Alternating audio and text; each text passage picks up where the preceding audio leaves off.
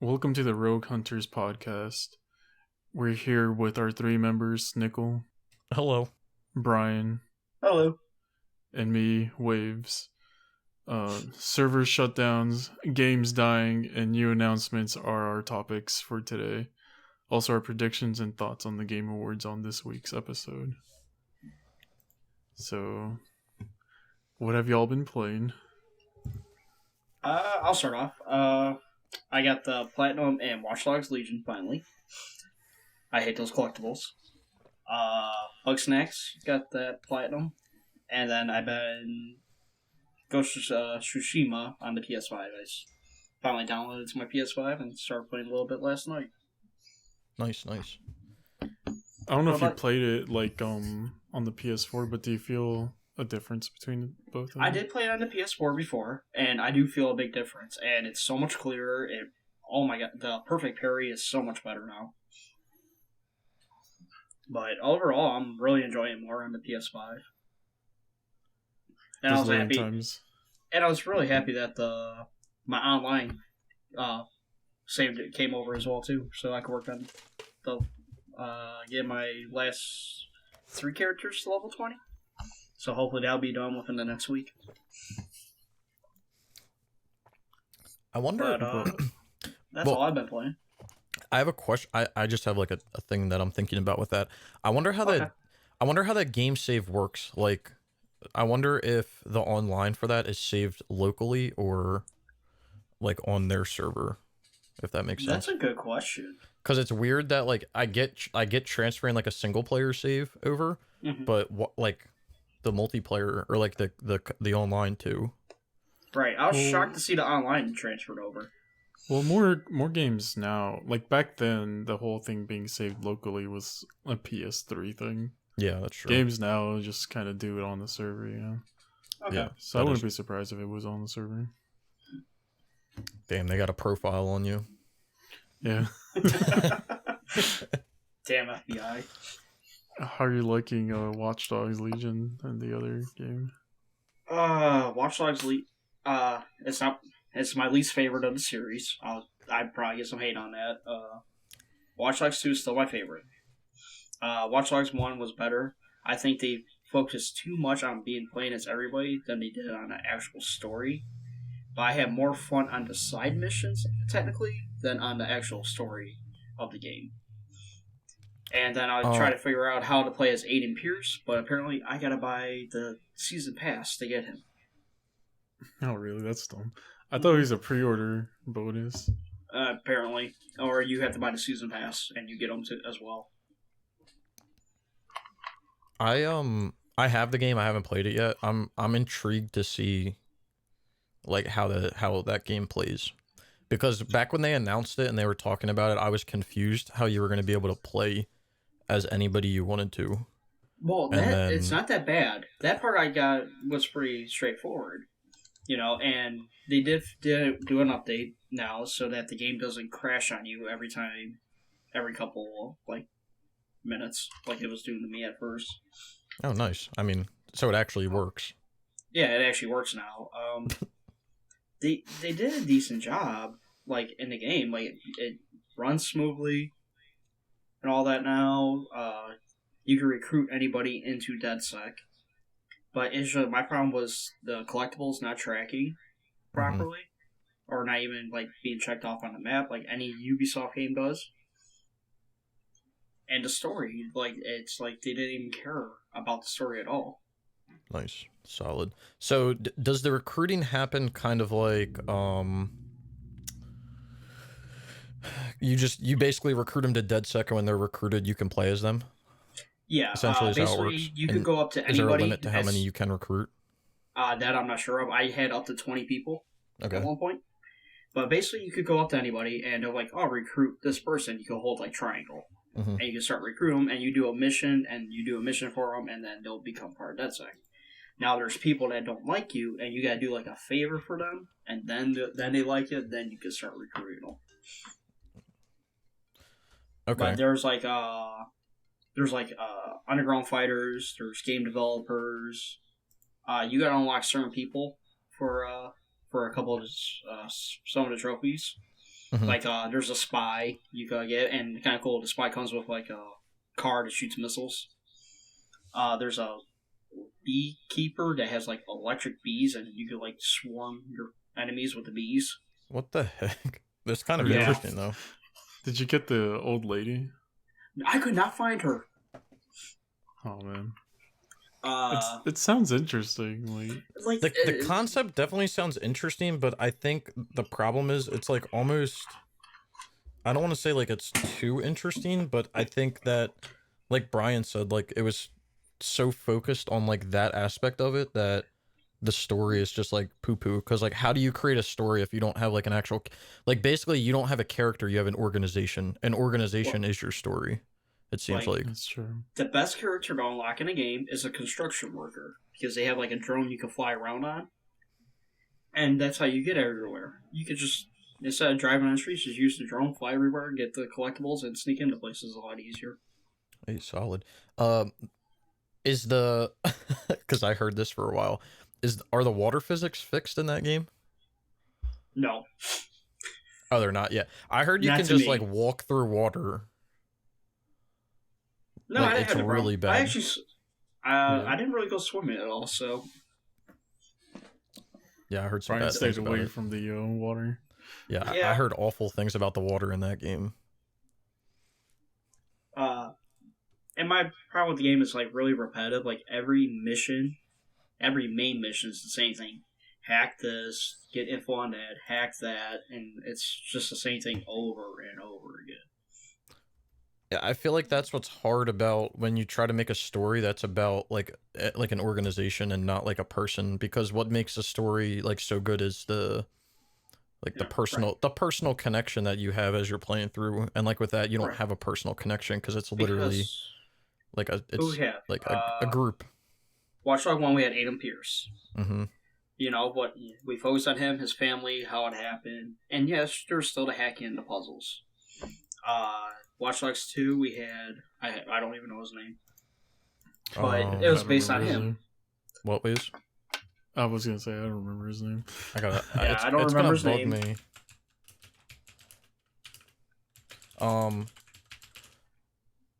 Marcus Holloway. Yeah. There it is. You focused on Marcus and his story with DedSec and all that.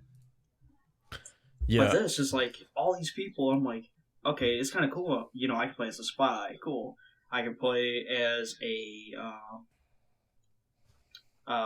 what do they call it? A Queen's Guard. The people in the red suits. I forgot what they're called. Mm-hmm. You can play as one of them. You know. Yeah. Yeah, I like the idea of it, but I think they focus way too much on it. Yeah, and not I was give me a gonna good say story. when you started mentioning the old ones, I was gonna say I personally think, I mean, like I said, I haven't played Legion yet, so I don't really know, but from what I've played from Watch Dogs 1 and 2, I would say Watch Dogs 2 is the better playing game. Mm-hmm. But I like Watch Dogs 1 from the point of location number 1, and Yes. actually Watch Dogs 2's location is pretty good too, and then narrative too, because the thing that I didn't like about Watch Dogs 2 was it's almost like you're a nobody and then you're a somebody in the span of like, Okay.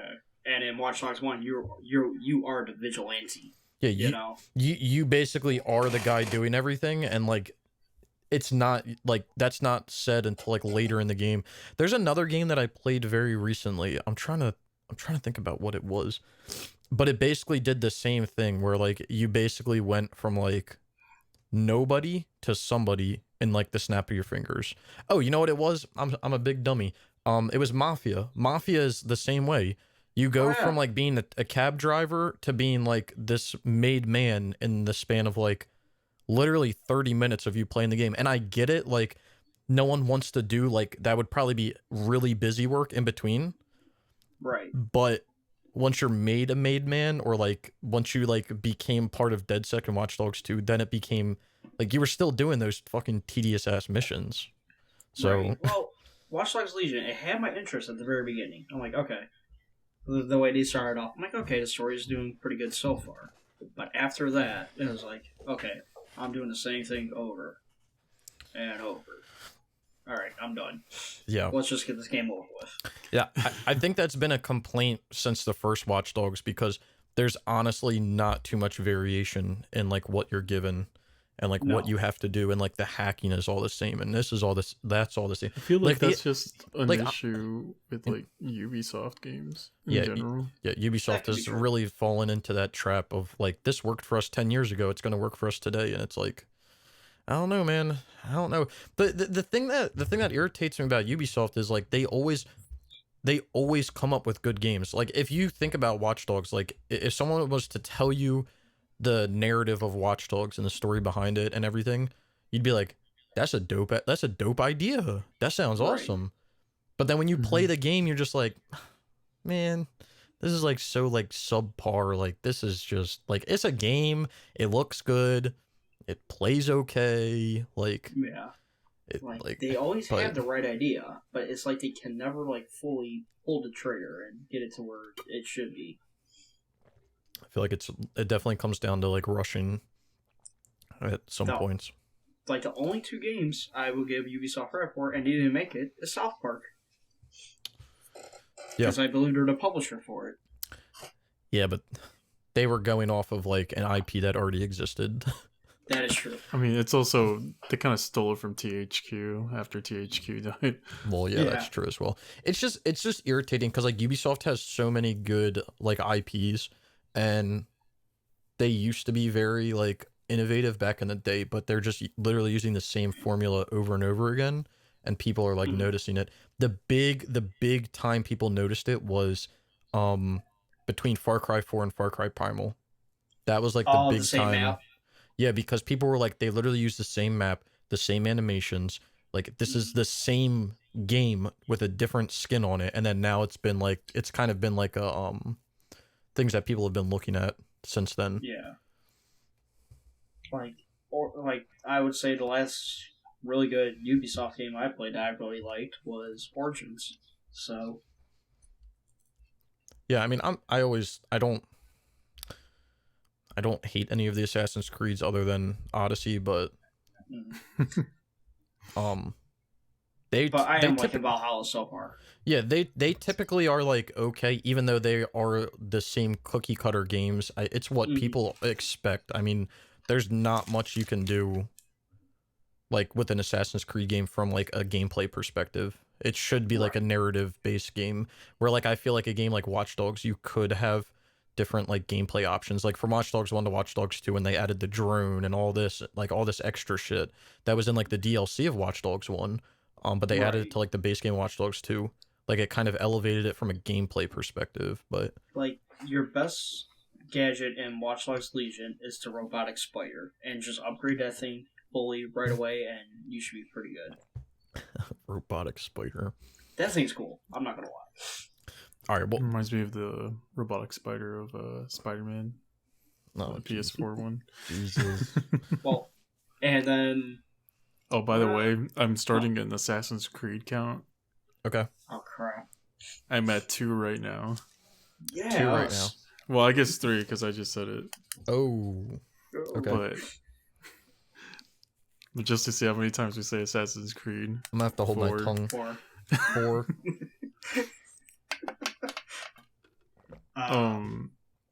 So what have you been playing, Snickle? So I haven't been playing too much. The other day I was able to finish up all the co-op trophies in Dead Island on the PS3. Ouch. Yeah, which wasn't too bad. It was the last trophy I needed was playing with 10 different co-op partners for 15 minutes. Okay. So, Cats had 7 alts, so he literally got in the game. I started a timer for 15 minutes. And then when the timer went off, I went in the main menu because Dead Island actually has trophy tracking in the main menu. Holy crap. Yeah, so I went in the menu, checked to see if it counted. If it counted, I told him. He left. I invited the next one, set another 15-minute timer, waited, checked, and I did that. I had to do that 7 times.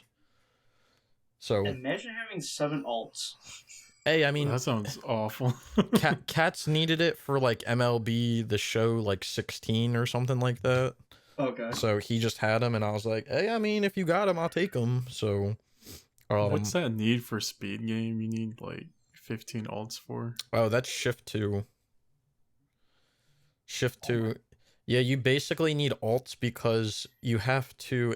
I think the trophy's called King of the Hill. You have to like win like a top tier championship or something like that, or the top tier in a championship. I'm not exactly sure how it works, but basically what you do is like if Waves and I went in, right? We would enter the championship. You probably like invite people. Again, I'm not really sure how it works. You don't really do it with random people. You would like invite people, right? And then like if the race was against like me and one of my alts, I would do the race, and then I would log in with my alt and do the race, and then I think like the timer ends, and then whoever has like again, I don't know exactly how it works. This is just how I'm picturing it. Then when the timer ends, whoever has like the fastest lap or whatever, or the fastest race, moves up in the bracket.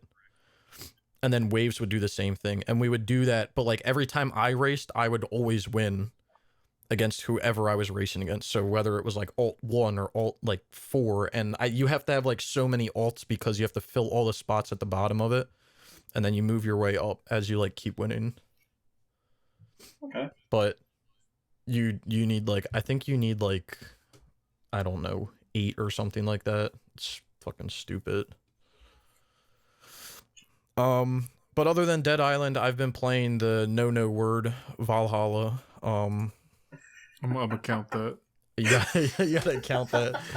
All right, I'll actually say it so we can count. I've been playing Assassin's Creed Valhalla.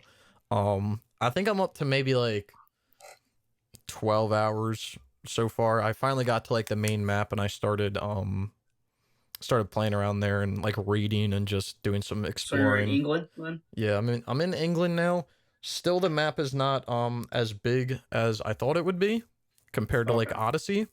Well, I'm happy about that though. Yeah. So are they not like huge maps like Origins and Odyssey? No, I mean they're not huge. Decent size. Yeah, it's a decent size, but like, so I think I said it last week. It's not like when you're going from like a location to location, or like from like a point of interest to point of interest, like you're not riding for like 5 minutes through nothing like you were in like Odyssey, or like, you know, sailing your boat for 15 minutes to one little tiny ass island. So you get like places pretty quickly. And the other thing that's really nice is you which I think this has been in all of them, but you can have your horse like follow a road to one of your like waypoints. So I could do that before. Yeah, so you could literally just like tell your horse to go to the waypoint, put your controller down for 2 minutes, and then pick it back up when you get there. So oh, nice. I mean, I didn't know you could do that. Yeah, you could do that in Odyssey and Origins also. Yeah, you could. I did not know that. Holy crap. Yeah, but Odyssey, like, God, I just remember going from like place to place in that game, and I'm like, I literally wanted to like cut my toes off every single time I did it, because it literally took forever. This game, I mean, Valhalla is not that bad, like in terms of getting from place to place. The one thing that's kind of annoying that I've been, you know, figuring out as I go through, so like I'm not 100% sure how to like 100% defog an area, because when you do the viewpoints, I don't know if it like shows things. And obviously if you like go to an area, it'll defog it, but like I was playing in an area last night and I did all this stuff, and then I literally go back, and like 10 minutes later there's like a new point of interest over by like where I was. And I was like, what the hell? When did that get there? So I don't know if it defogs like if you do all the viewpoints in like a region, it defogs the whole region. I don't think it does, because I did that in Norway and it didn't do anything. Like the first area in Norway, I did all the viewpoints and it didn't defog the whole thing. So I don't even know if that's like an option anymore to like defog the whole map or like a whole region. But my viewpoints haven't changed. I still like the game. I still think it's definitely my top 3 like favorite games on the or Assassin's Creed games on the PlayStation 4. Well, as of right now for Valhalla, we have 48 Platinum Achievers on the PS4 and 1 on the PS5. Yeah, I've heard it's pushing 100 hours. Well, Odyssey was like that though too. So yeah, Odyssey was like 80ish, and Origins was like around the same. The trophy that sucks in Valhalla is, I'm trying to find it right now, but there's basically a trophy for doing like everything, I'm pretty sure. I'm surprised how like it's Oh, probably just because the games are new, but I'm surprised how rare they are still. yeah, it's this trophy called completionist all the way. It's called complete all territories. So basically, in every territory, you have to collect every piece of wealth. You have to do every mystery, and you have to do every, I think they're called artifacts. So you have to do all three of those in every region. Okay. So it's not awful, but basically you have to do like the big orbs on the map, all the big orbs on the map. Okay. Well, that doesn't seem too bad. Just time consuming. Yeah. Yeah, Waves, I'm like the same way. I remember when like Odyssey came out and really like any new game. I remember when like Sekiro came out and even for like a few weeks that shit was like sub like 2% and then next thing you know like Sekiro goes up to like a it's like what 40% now, 30-40%. I think it's like 20. Oh, is it 20? Yeah, like around that time. We're gonna go Around that. check. Like Odyssey was like sub 1% for like weeks. Even though it takes like 80 hours, like you would think someone would get it in like the first week. Or more people will get it. That was like down and now it's a 31% platinum. Which is crazy. Remember when Assassin's Creed used to have the multiplayer in it? Dude, Made the platinum hard. I honestly I wish they would bring it back. From the next Assassin's Creed game, I want them to bring back I want co-op or multiplayer or both. Can we also have the old style back? I mean, I will take that as well. Yes, I will I gladly miss take buildings. that. I've been playing. Yeah, what have you been playing, Waves? I was gonna say I'm not a fan of the RPG that like route that they went at all. Yeah, I just wouldn't like want to play an Assassin's Creed game like that. No, I don't know why they thought it was a good idea. Like it was not a good like I've been saying Well, this. it is a good idea because like I'm talking from a business standpoint at least. People are buying these more. True. And because they're all like, oh, The Witcher 3, because everybody Oh. just slobs on The Witcher 3's knob, All the time. and but I hate it. I've been saying this. I hate like huge ass maps with all these question marks on them. And I just hate it. Yeah, I've been only saying do this so since many at a Origins time. came out that they should have kept doing Assassin's Creed in the same format because, I mean, no one was really mad that it was that format. People were just mad because like Unity came out and it was like literally a piece of shit, like from like a playability standpoint. And what they should have done is like kept that format, and then if like making like these RPG style games, they should have just made a whole new franchise, like exactly what they're doing with like Immortal Phoenix Rising. Like you guys, like you guys want to make an RPG? Go right ahead, but make it a new IP. Maybe that IP will be bigger than Assassin's Creed. Like who knows? Yeah, you won't know until you try. Exactly. That's like then what's that game? Syndicate didn't sell well because of the blunder that was Unity at launch. And they were like, oh, they didn't sell well because people are tired of this type of game. Yeah, it wasn't that Syndicate at all. was actually like a fun game. Yeah, Syndicate was actually like a game, and it sold like shit because you guys fucked Unity up. But yeah, I do think that they should just they should have kept the old layout and then just made a whole new game like with like this RPG style. The thing that is so frustrating about Ubisoft is they won't do something like that, but then they'll be like, "Hey, I got this great new IP that we should put out." Yeah, this game called Steep. Best idea ever. Or like this stupid ass new game that they have coming out called like Republic of Riders or whatever the fuck it's called, where it's literally a mountain bike game. Who okayed this shit, bro? I didn't even know that Republic of Riders game.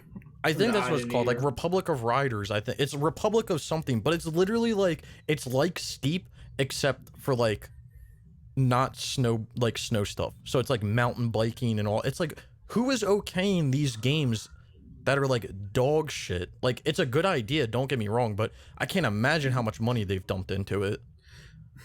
When you could have been like, hey, we'll just keep releasing Assassin's Creed the same way we've been releasing it, and we'll make a new RPG like IP.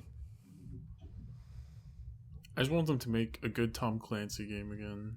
Yes. That's I a want them to make a good Assassin's Creed game again. Splinter. I would like a new, good Far Cry game again. Yeah, I don't know if that's gonna happen anymore. Oh no, I think Far Cry has been dead for a while. Far Cry was done after 3. 3 was their high note. I mean, 4 was okay, but I yeah, liked 3. 4, but that was my first Far Cry, so that makes sense. I just Ubisoft does not make like the right ideas. Like John Ubisoft needs to be fired because he's making just all the wrong like choices. Like, Yeah, get his brother in there, Jack Ubisoft. dude, how many people have been asking for a new Splinter Cell game for how many years, and they're just like, yeah, maybe, not really It's a sure. freaking gold mine. Do it. Yeah, but don't worry, we have Steep is coming out. You guys wanted that, right? Like, huh? I don't even have Yeah. faith that they'll make a good like Splinter Cell game. I feel like if they actually do make a new Splinter Cell game, it's just gonna be shit, Wow. and then they're just gonna do even more damage. That probably will happen. But what have you been up to, Waver? I got a lot of shit done this week actually. Busy All right, man. let's get started. I got Devil May Cry 5 on the PS4 done. Nice. I got Miles Morales done. Big ups. I guess not like a shit ton of stuff, because like if we take the whole week in its totality, I also got Playroom and My Name is Mayo 2 done, but I mentioned those in the last podcast. Mm-hmm. So right now I'm finishing up Spider-Man Remastered. How are you Then- liking that on the PS5? I'm liking it. 60 frames is great. Nice. Like always. Mm-hmm. I turned on the ray tracing for a little bit just to see how it was. It's like it's basically the same as Miles Morales. Okay. It looks nice. My eyes are like being torn apart by like the 30 frames per second though. Oh, So I just don't play with the ray tracing on. yeah. I But probably it's- won't It's basically the same game. They added new outfits, like either. which I heard is also on the PS4 version, but don't quote me on that. Yeah, so they added a bunch of new outfits. I'm sorry for like barging in the conversation. Oh no, you're fine. Fine. We're just trying to figure something out. I did start Bugsnax. I heard Bugsnax. I did start Bugsnax. I did get the platinum in that. It is weird. Some of the creatures to catch are a pain in the butt. There's no missable trophies, so don't worry about that. But if you want to do it in one playthrough waves, do all the side missions first, and then it'll make your final, the final part very easy, a lot easier, and you won't have to replay it. Oh, thank God. I'll try Because, to do that then. And the last thing, you got to keep everybody alive. And if you do all the side missions, they're basically immortal when it comes to that part. So you don't have to really worry about them.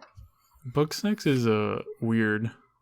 Like, Yeah, not in weird in the bad way, just like I don't weird. know how to guess. explain it. It's like one thing that I like about it on the PS5 at least, when you pull the trigger, it feels like you're actually pushing down like a camera Yeah. thing.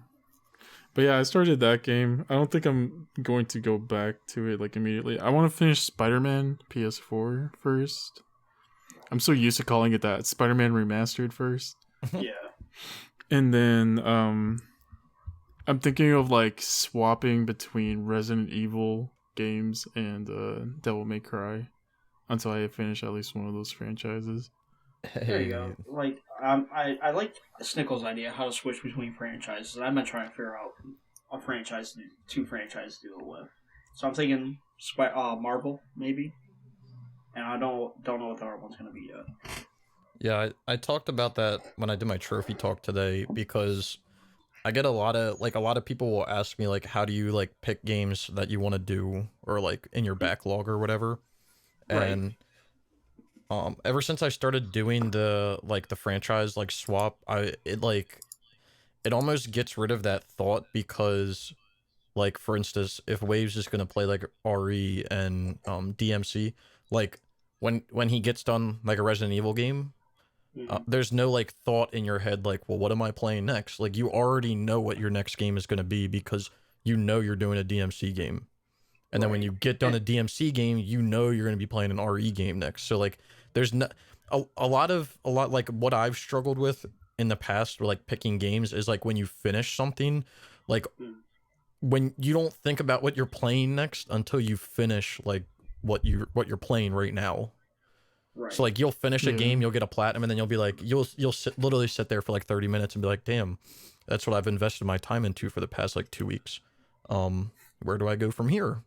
Um, where if you like alternate the franchises, you don't have to do that. And another thing that I do when I alternate franchises is I do a game in each of the franchises, and then after Mhm. I do one of each of those games, I'll tack like a random game on at the end. Okay. So like So, like for example, you're doing what again? You're doing Hitman and Star Wars. Star Star Wars. I think Wars. Star Wars is on the back burner right now for AC Valhalla, right? Yeah, Right. it's gonna be the next thing I do after Valhalla, just because, well, you know. Okay, so for example, you do Hitman, then you do Star Wars. So, all right, well, I want to do a random game. It would be like Horizon Zero Dawn or something. Then go back to that.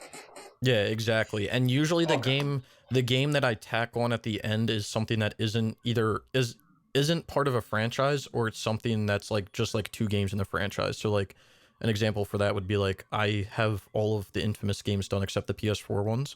So like Right. I've been thinking about when I do my alternating, when I do the third one, like the one when Mhm. I'm out of the franchise, I'll do like Infamous Second Son, and then the next time around I'll do Infamous First Light and kind of Okay. finish those up. But yeah, I try to tack them on because there are a lot of games out there that are kind of like just like singular games that you're never Right. going to get to if you're doing like an alternating franchise. Like Kind of like Yeah. the Ghostbusters game or Medieval and all that. yeah, you're just you would never get to it because like you're focusing on these franchises. So I've done that as like a way of getting like those almost like random games done as well.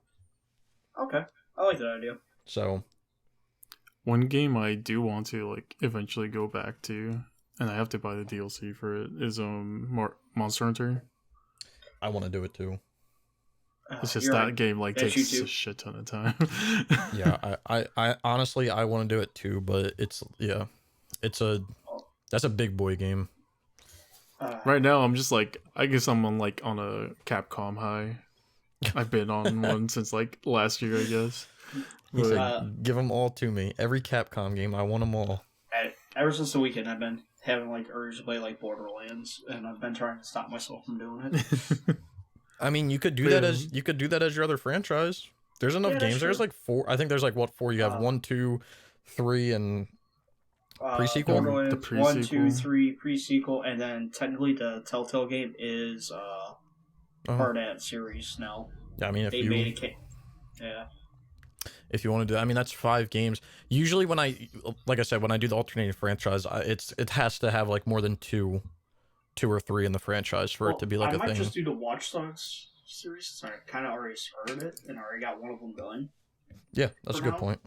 So I might just do Marvel and Watch Dogs, and then like since I already got one of each done, I think Ghost Tsushima will be my random game out there. Since you're doing Marvel, are you gonna do Marvel versus Capcom 3 also? No, Jeez, Waves. Why did you have to throw the heat like that? Ah. I've But yeah, so I've actually been like Brian said, I've been working on Hitman and Star Wars as like my alternating, even though I haven't been doing it for too long. I've already been thinking about like what I want to do next. I think one of the next ones I want to do from like a franchise, I think I'm gonna do the Spider-Man games. Ooh. which one are you closer to finishing, Hitman or So not Spider-Man, Star Wars? so Hitman, let me look real quick. So Hitman, I just got done Blood Money. So I have to do Absolution. I'm counting on my fingers right now. I think I can do this all on one hand. Absolution, Hitman reboot, Hitman 2 reboot, and then I'll be doing Blood Money and Absolution again. So I have 5 there. That's not bad. And then Star Wars, I gotta go You're find. gonna need your toes. Yeah, I'm gonna need my toes for this one. So needless to say, I think I'm closer to Hitman than I am to Star Wars, because Star Wars I have to do Jedi Knight 2, Jedi Outcast, Jedi Knight, Jedi Academy, Clone Wars, Episode 1 Racer, Jedi Starfighter, Bounty Hunter, Jedi Fallen Order, Star Wars Squadrons, and then the 3 episodes of Vader Immortal. So over 9. Did That's you do like- Republic Heroes it's already? like 10. Oh yeah, and then Clone Wars Republic Heroes as well. What about Star Wars Spinball? Yeah, no, that's not happening. That's not that and Super Star Wars. Just if I can get done Star Wars Jedi Starfighter, I'll be happy. I'm not going anywhere. Honestly, Star Wars Jedi Starfighter is rarer than Super Star Wars, but I'm just not gonna. I don't think I'm gonna Do do you that think to it's myself. just rare because people don't know how to play, how to drive cars in games? I kind of think that because I thought that when I did Star Wars Racer Revenge, I was like, fuck, dude, this is like a 1%, 100%. I'm literally gonna kill myself trying to get this. And then it took me like, I think it took me 4 days. I think I streamed the whole thing. It literally took me 2 streams, maybe like 10 hours. Like no time at all to get it. And I was like, what are these fucking people talking about? It was because like some of the time trials were hard at the end. I think the difference with Jedi Starfighter is you have to do there's a trophy for completing every regular and bonus objective for every mission. But there's also a trophy which I think is tied to that, which is to unlock all 2-player bonus missions. So I think you actually have to play this game in split screen. Oh shit. So it comes down So to just you'll not be using both hands. I'm gonna I'm gonna have to like play with my hands and my feet or something. I'm not sure how I'm gonna do it, but I think that's why this one is so like rare, is because you actually have to have like you might have to have 2 people. Now, here's the major question for you, Snickle. Are you going to join me and Waves doing Resident Evil Resistance? Yeah, Yeah, alright, we got 3. yeah, You better. because I don't know if you can even like do that one. yeah, I don't know Like, if you can I don't think boost you that. can that. boost it. I don't know. I was gonna say because the you guys keep talking about Resident Evil Resistance. You guys completely forgot about the slapper of Don't all. you Umbrella? fucking talk about Umbrella Corps. Yeah, you guys forgot the slapper of them all, Umbrella Corps. I'll do that. I'm ready, I've been ready. First of all, dude. it's been I'll on buy the it. 4, I'll just buy it chilling. tomorrow. Honestly, RE might be a franchise I go for after, like Star Wars and Resident Evil might be my next franchises that I alternate on when I'm done the ones I'm on now. RE has some biggies though. It does, Oh, yeah, but it, they're worth it though. it does have some biggies, but I'm trying to work on the multiplayer for all of them. So like 5 and 6, and then I think what is it, Revelations, and Revelations 2 has multiplayer. I bought 5 and 6 for the 4 Yeah. to help you all out. So Yeah, I need to do I do want to do them. The problem is I have RE5 and RE6 on the PS3 on my list already. So yeah. right. I know you want to get those. I'm in not gonna first. touch that with a 10-foot pole. Yeah, well we need to finish RE6 on the PS4 cuz Waves and I started it and we need to finish it. Yeah, And RE5 Well, yeah, would be that's- nice, but that's basically all I've been playing. Okay, nice. So Um, very productive week for all of us then. yeah, Waves got Waves been DMC5 SE in sometimes, but yeah, you've been slapping around DMC5, so I mean I'm expecting special edition plat soon. Yeah. that once I like actually sat down and did the DMC5 plat, it's not that hard. Like, I don't think that game should be an ultra. Honestly, I that's probably just because I played it a lot, so I understand the mechanics well enough. Right. But I also cheesed it a lot. Like, there was a lot of videos out there showing you how to beat bosses like with just one move easily. Really. yeah. Like the second to last mission is really fucking hard if you do it normally. Okay. But you can do like this one move where it keeps the enemy suspended in the air, and while they're getting juggled, you charge up another move that just demolishes his health in one hit. Damn. The only thing is that it takes up all your red orbs, so you'll probably have to farm some red orbs, but that doesn't even take that long. Yeah. And once I learned those, and once I stopped trying to actually go for it legit, I got that plat no problem. Yeah, I So feel like that's how a lot of like super hard games are. Like once you figure it, I'm not gonna say all games are like that, but I feel like a lot of games that are like ultra rare are like that because there's always forum posts going around on PSMP that are like, what are some ultra rare games that aren't actually hard but are ultra rares? And it's like, honestly, a lot. Like, it just takes time. Like, it sounds like retarded, but like even a game like Super Meat Boy, like you play it enough and you learn the game and you learn the levels, it's going to be easy to you. Yeah, that is very true. I can see DMC4 staying like ultra rare because it is hard. Because just even I have problems just trying to keep up with the mechanics of that game. Just because there's so much to know and to learn. Okay. But like DMC5, like it's at a 2.7 right now. I think. I feel like that should probably be like a 6 point something. If you want me to be honest. It's almost at a 2.9. Right. Yeah.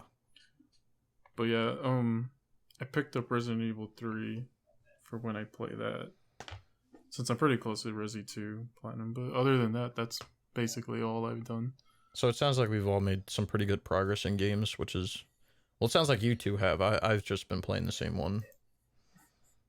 Yeah. Sadly. But, I mean, no, it's not sad. I mean, I enjoy the franchise, so I'll leave it there. So time to segue to the new games of the week. Honestly, from what I'm looking, there isn't that much new this week. But I'll just read out some that like caught my eye. Alright, what we got? We got Katamari Damacy Reroll, a remastered version of Katamari Damacy. Okay. It's $30. Which you should all buy. Is it worth it? Just so like that we can get a new Katamari Damacy game. Okay. I like it. I understand it's like weird to some people though. Hey, after playing Bugsnax, I'll try fucking anything now. This game, which looks like a trophy horror game, and it probably is, Snake Boat. Yeah.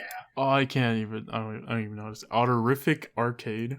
It got DLC. Well, It looks. It looks like a trophy horror game. Just like looking at the. Oh my god. Yeah. No. And this game, BFF or Die. oh, hell yeah. And now a game that I know Snickle is really looking forward to, since he loves constructing bridges. Bridge Constructor, The Walking Dead. Yeah, I'm not sure. That's all him. Not sure what they're doing with that one there. I'm hoping that you can build a bridge with, like, zombies. Zombies. Like, out of their corpses. That'd be kind of cool, but, you know. Or the zombies have construction hats on. That'd be kind of funny. They probably do. Eldrador Creatures. I don't know what that is. Goner 2. So if you do Goner 2, you have to do Goner 1. Just Dance 2021. In Celebration of Violence. I'm not even going to try to pronounce this game. Kitsui Death Tiny. Kizuna Jigoku Tachi. I don't know. Tachi, I think you had it. Tachi or... No, Mad Tower Tycoon. Micetopia. More Dark. And Poker Club. Hey, Poker Club.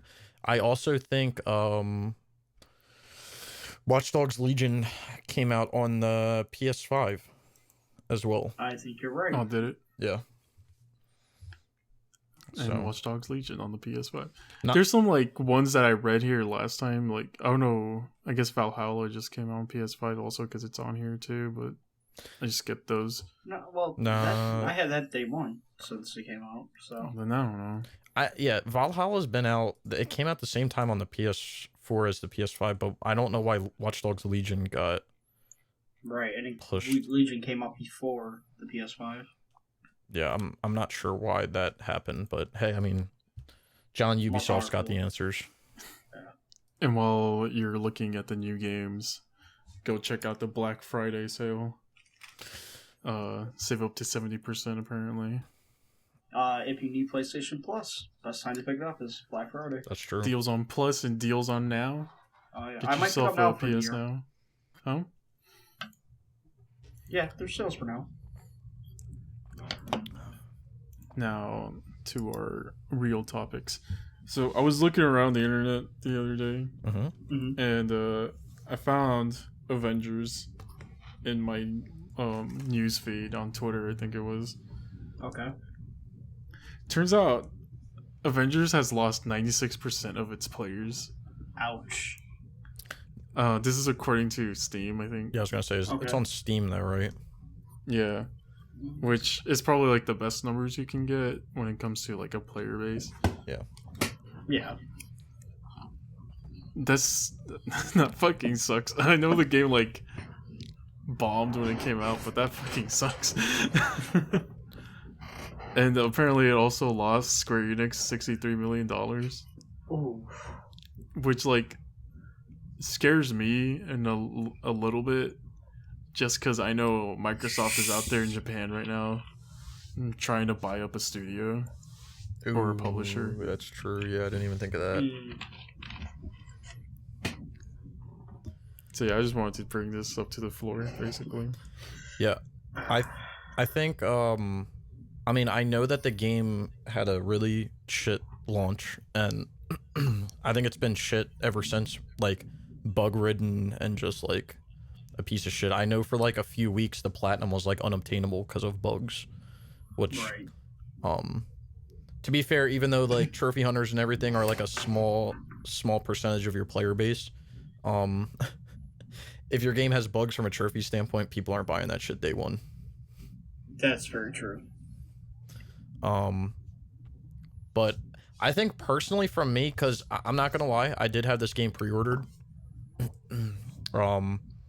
but I canceled my pre-order because I figured that this would be a game that would be half price 6 months down the line, and it seems like it's not going to be that way. Even though it is on sale right now for $25, I still refuse to pay $25 for that game at this moment. It'll be like a good price to you. I mean, it's even though it's only $5, it's got to be like under 20.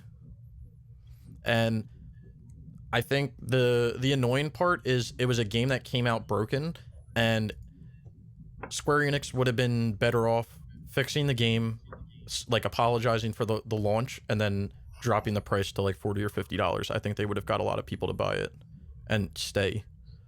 But I can't believe they lost how much? $68 million? 63. 63? Oh. $63 million. My question is, why would you spend this much money? Like, I understand Licensing and all this other shit, but how can you spend $63 million, look at the game at its current state, and be like, okay, put it out? Because that game, when it came out, was buggy and was just not good, you know?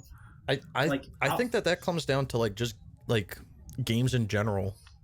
I know like games go gold and then there's a while, you know, in between that from when they're released, but like a lot of new games that come out nowadays are like filled with bugs, and part of the reason why is because the developers know that they can just fix it in an upcoming patch. But when your game is completely unplayable, like what the hell? And even though it's frustrating for a game to get delayed, I think people respect you more when you do it. Like a good example of that right now is like Cyberpunk.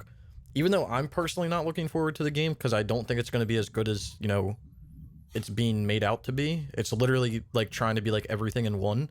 I can respect CD Projekt Red for like constantly delaying it because they know it's not where they want it to be. But I feel like a lot of developers don't do that. Like, I'm still pissed off. You're going to add it to the tally waves. I'm still pissed off that my Assassin's Creed Valhalla game doesn't have audio in cutscenes for voices. How is that still a bug in the game? That should have been patched day one, or actually shouldn't even hit the shelves without that, but it didn't happen to me. So maybe it is a bug, like a random bug, but that should have been patched already. But is it only? But you're playing on the PS5, right? I'm playing on the PS5, yes. Yeah, so I'm playing the PS4. I installed the game. There was a patch put out like the day that I played it, which I played it like a week after it came out because I was trying to finish Hitman. And I was like, oh, this patch is going to fix it. Didn't fix it. I deleted the game, reinstalled it, didn't fix it. I've looked in all the settings in the menu, nothing. Everything is Have you tried a proper. new game? Like just trying a new game? I didn't try a new game, but like I mean, you probably don't want to start over, but like maybe your save data is like corrupted in some way. but like how is that a bug?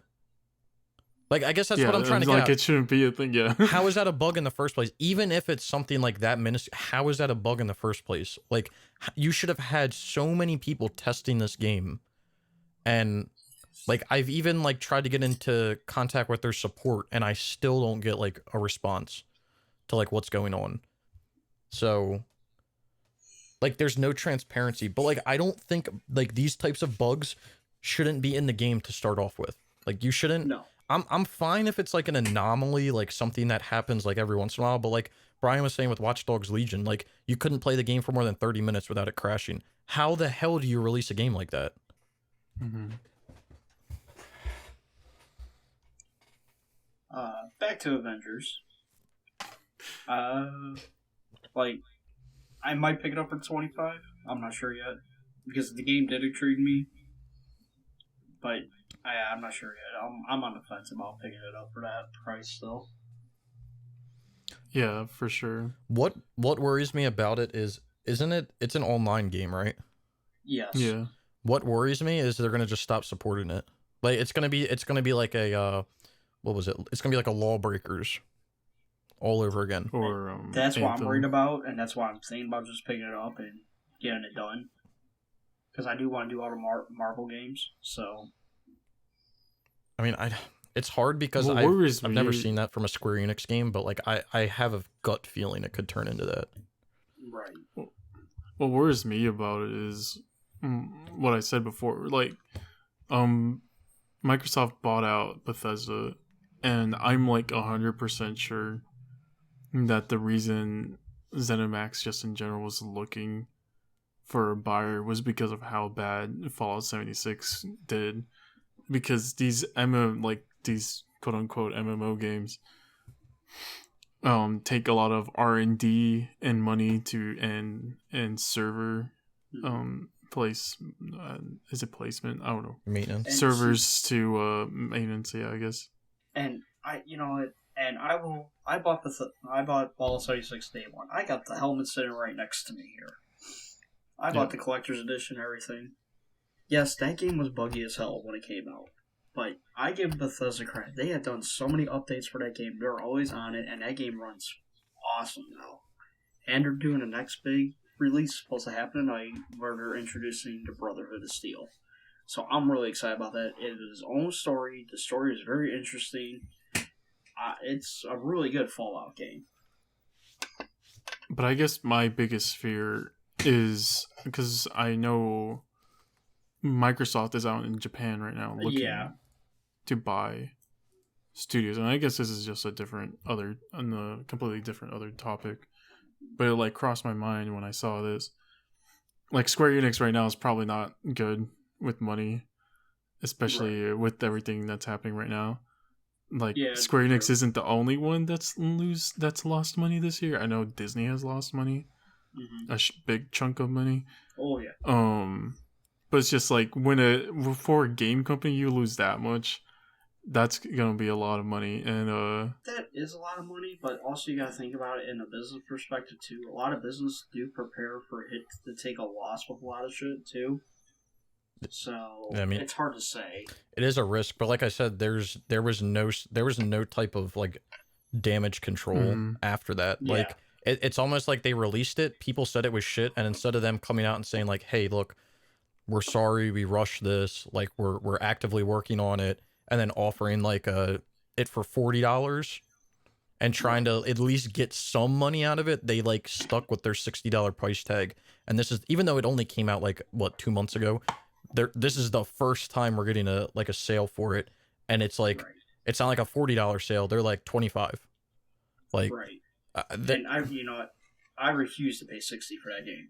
Like, do not pay $60 for that game for how buggy it is. No, I think what I'm trying to get at is I don't want Microsoft to buy out Square Enix also. Oh yeah. That's what I'm trying to get at. No, At least. I completely agree with that. Oh yeah, yeah. Microsoft needs to stop buying up studios, and because all the studios they do have, and they still can't produce a game. So Well, I was gonna say in regards to like server maintenance and everything, like you were talking about with Fallout 76. I remember, I don't know if you guys played it, but back when, do you remember when ESO came out? Oh yeah. And it was like a huge deal. I remember getting ESO like I went out to that was like one of the only games I actually went to like a midnight release for because my friend wanted to play it. And I remember going, and before you could even play the game, you had to download like a 100 gigabyte update or something like stupid like that. And then once you finally got on, they were on like the mega servers, and you literally couldn't connect to anything because there were so many people that were flooding the servers. So you couldn't play the game for like the first week because so many people were trying to play it. oh my god, Yeah. Jesus Christ. That was like Yeah. the most interesting gaming experience I think I've had at like a launch day ever. I think they should just stop making these like big MMO and like MMO like games. You know? Yeah, I mean, yeah. I like the idea of them. Like, I think it's awesome to have like a game where it can support like, 500 players on a server. Like, I think that that's awesome, especially if it's like an open world game. Like, I think that that's a cool idea, but it's like the whole thing with like Ubisoft. Like, when you say it, it sounds cool. Like, the idea sounds cool, but it's implemented so poorly with every game that it comes out with. And maybe the implementation isn't poor, but it's like the delivery of it, like Fallout 76, all the bugs that were happening. ESO, you couldn't even sign into it for the first week. Like, it was ridiculous. Yeah. I don't know. I feel like everyone's just trying to make their own like Destiny, you know? Yeah. Which is funny now because Destiny 2 sucks, but Yeah. And I wouldn't even consider Destiny like an MMO either. Like, yeah. the That's why I said like MMO light, you know? yeah, like even like Destiny, like it was like, hey, here's 30 people in the tower. That's all you get to see. I never played Destiny 2, so Well, just keep it that way. Just Okay. stay far away from Yes, stay far away from it. It's With a the, nightmare now. conversations of servers. We got some more server shutdowns coming soon. alright, what we got? You want to read it out, Snickle, or should I? Yeah. So, the new ones that have been released are, it just came out that Madden 25, Madden 15, and Madden 16 are going to be shutting down on December 14th. Which, by the way, if anyone has some players in my team, help the homie out because I'm trying to do it. But you can't buy packs in those games anymore. They like took packs out. So help the homie out. And then not really new, but some other notable ones that are going down. We have at the end of this month, FIFA Street is going down.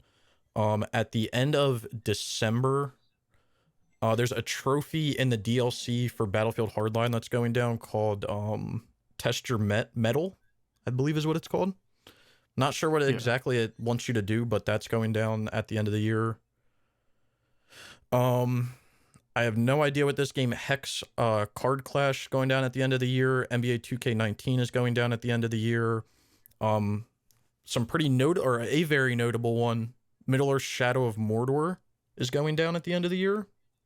Okay. Which I know you're probably asking, what does that even mean? There's a trophy in Middle-earth Shadow of Mordor and the Game of the Year edition that requires you to do a vendetta mission, which basically means you need to you basically like your friend dies and you have to do a mission to kind of like I can't think of the word, but to help them. And to clarify, that's only on the PS4, correct? Correct. To avenge them. It's a mission to avenge your friend that died. It's random. So you just load the game up, you can get it at any time. Okay. So that's only Middle-earth be- Shadow of Mordor and the Game of the Year edition on the PS4, not the PS3. That feature's not in the PS3 version. And I looked up the price for the PS4 Game of the Year edition on the PSN store is $20. Well, so there you go. That's pretty good because you get the DLC. right. And then some other games going down. I guess Battleborn. the two other ones, I guess, two big ones. Battleborn going down the end of January. That's not really big, but like, yeah, that game was dead when it came out. And then WWE 2K20 goes down at the end of May 2021. That's a ways out, but that's all we got. But get ready, I guess. Yeah. Oh, and NBA 2K20 and 2K21. Yeah, they always shut down the year after they come out, so they're on the list as like they know they're going down because Okay, gotcha. 2K Sports just shuts all their shit down at the same time. Sounds about right. But we'll leave a link to the PSMP forum down in the description below. You guys can follow it if you want to. Basically, whenever there's a server shutdown, the guy who runs the forum will update the he basically keeps the title of it, or like the main page. He keeps it up to date with everything. He's pretty good at it too. So Yeah. Oh, World of Tanks is going down. Yeah, that is going down. I don't know why that wasn't. It's on the top. It's on the very top. Okay. Yeah, see, On the 7th of December. Yeah, that's going down December 7th. World of Tanks. I didn't even know that game was on PS4. It is. I think it's a nightmare. So make sure you get your trophies. We're trying to see some trophy athletes out there getting platinums. Hell yeah. Yes. We need those unobtainables. At least Those get are the Shadow best. Mordor done. Shadow Mordor is a very good game, so Oh yeah. try to get that done. It's just one mission, right? It's just a vendetta. Yeah, it's just a vendetta, and I believe. I mean, don't quote me. I haven't played the game in a while, even though I am going to do the Game of the Year edition. I believe you can just load into the first map like right when you get there, and just sit there and wait for it to pop up. It's just random. Okay. I'll probably play that this weekend. I'll probably download it. So Just try to get it done. yeah, pretty easy stuff. So the next topic is regarding Game Pass, which is something that Xbox has currently and PlayStation kind of has with PlayStation Now and PlayStation Plus collection in a way. Only thing is that those are with old games and not necessarily new games. Xbox Game Pass has Xbox Game Studios Day One on there. Oh wow. Which I guess now will include Bethesda games. And people have been saying that PlayStation should make a response to that. And they, for the longest, have said, oh no, we don't need that to survive. But apparently, Jim Ryan, I think that's the CEO of the company. Yes. Came out and teased a response to PlayStation Game Pass. I saw something this week about that, I believe. Interesting. I would like to see what they come up with. My thing is, I'm curious to see how it works, because I know Sony doesn't necessarily have the money that Microsoft has to just kind of subsidize this with something else, basically. Mm-hmm. I could see them doing it, but not at the extent of Microsoft, who's putting brand new games out day one on Game Pass. I could see Sony doing like maybe like a game that came out like maybe a month or two ago on it more. You know, this way to get their, because they're going to get their sales for their first party titles. Yeah, It's hard to not to believe that. Yeah, I think honestly, I think a way that they should go about this, which I don't think that they'll ever do, is so back on the PS3, there was no PlayStation Plus to play online. You still had it, but you didn't need it to play online. PlayStation 4 comes out, you have to buy PlayStation Plus to play online, and it's what, $60 a year or something like that if you don't get it on sale. Yeah. I think if they want to make something that competes with it, is they need to basically say like, okay, we're gonna give PlayStation Plus, except if you have PlayStation Plus and you want to buy a new game, you can buy it from the store and get like 20% off or something. Because I think Best Buy does it now, but Amazon used to do it where you could, no matter what game it was, if you pre-ordered a new game, you instantly got 20% off. So instead of paying $60 for a new game, you actually only paid $48. Okay. And I think that this, That's like, pretty good. I know that Sony doesn't have other ways of getting money like Microsoft does, but I feel like if they said like, hey, you can get like PlayStation, this is like PlayStation Plus, where like you pay $40 a year, and this just gives you access to like online servers, all this. Then if you pay the $60 one, or whatever, they could come up with like a pricing. If you pay for the $60 PlayStation Plus, you're gonna get access to 20% off, you know, new releases, or maybe just like 20% off in general on the store. You know what I mean? I think that could be a way that they could compete with the Game Pass, even though Game Pass is free, right? You just have to pay for it, obviously.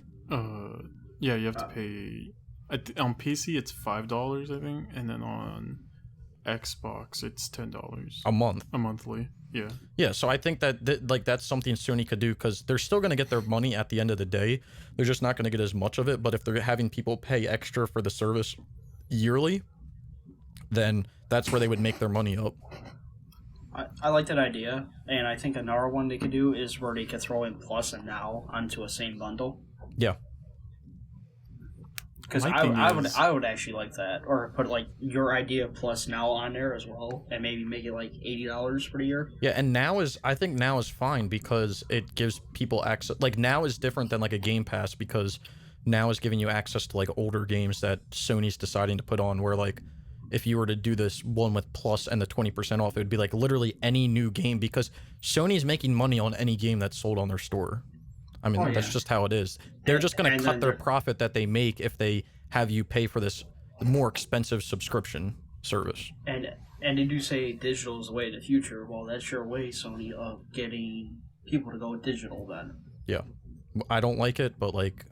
I don't like it either. We know what's going to happen, though. Yeah. But, I mean, I think that's just a way that they could go about it. My thing is, why make another subscription if Now is right there? Yeah, I mean, I agree. Oh, yeah. Right? I agree, but the thing is, they would have to do so much in the background for it, because like Now is just like a streaming service where like if you were to do it where you got 20% off pre-orders, you're actually like buying the game, even though you're not like physically buying it, you're buying it digitally. So you don't have to. If you end up canceling your subscription, you still have it at the end of the day. Oh, that's what you... Okay. Well, that would be even better than like what Xbox Game Pass has then. Yeah, and like I said, I mean, they would have to obviously deal with like terms and services so people don't abuse it, so they don't pay for a month, get like you'd have to do like a minimum like 6 months or something like that, you know, so they're actually getting their money's worth. But yeah, you would own it if you end up like changing your Plus subscription. And the thing is once people sign up for it and they're used to it, they're just going to keep doing it. Oh, yeah. They're not going to change it. They're just going to keep doing it. They'll keep renewing it year after year after year.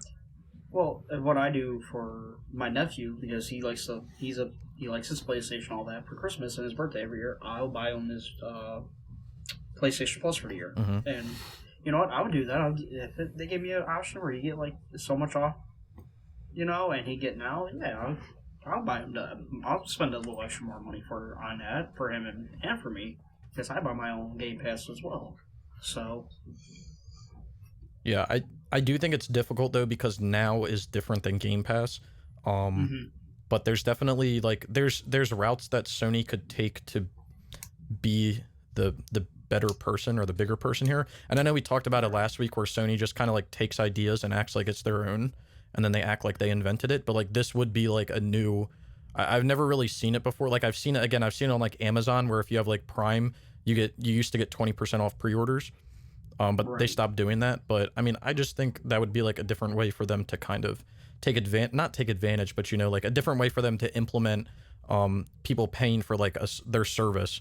But obviously there would have to be tweaks to what they're doing, because you'd have to basically be like, you can't, this is like one console, like you can't have like more than one console, because then I could see people like manipulating it that way. So, because people do that with game sharing. It'll be a lot. My bad.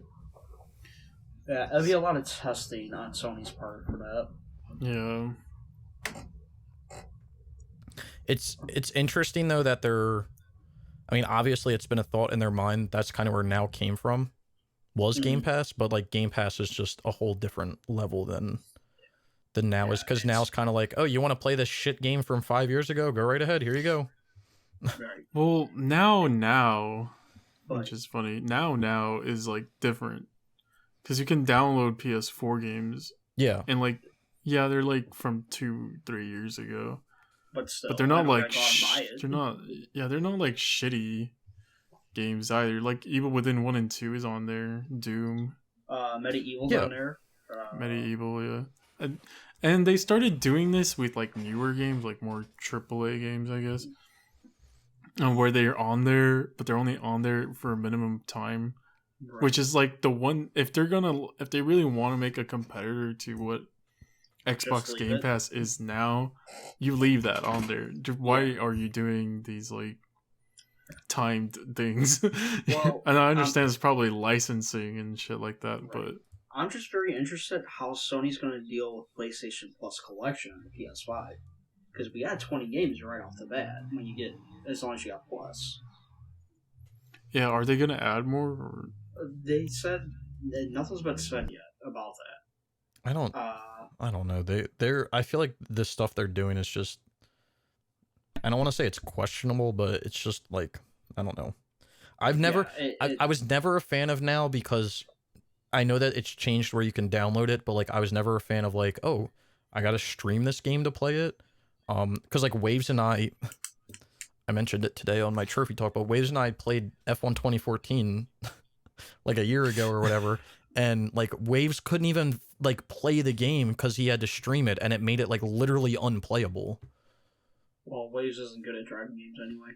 I mean, he can be why you good, gotta but when you're attack me playing a like game that? where you're driving like 160 miles per hour everywhere you go, and like And if the you game turn glitches. Yeah. a millisecond too late, you're crashing into a wall. Like, Well, I had trouble with God of War Ascension when I played it off now because of Yeah. it on hard difficulty the game glitch, the connection and all that sometimes, and I'm like, it wouldn't do the block when I needed to.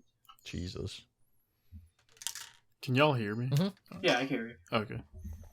Sorry, my computer's acting dumb today. It's that storm that's happening right now. Yeah. Blame but the storm.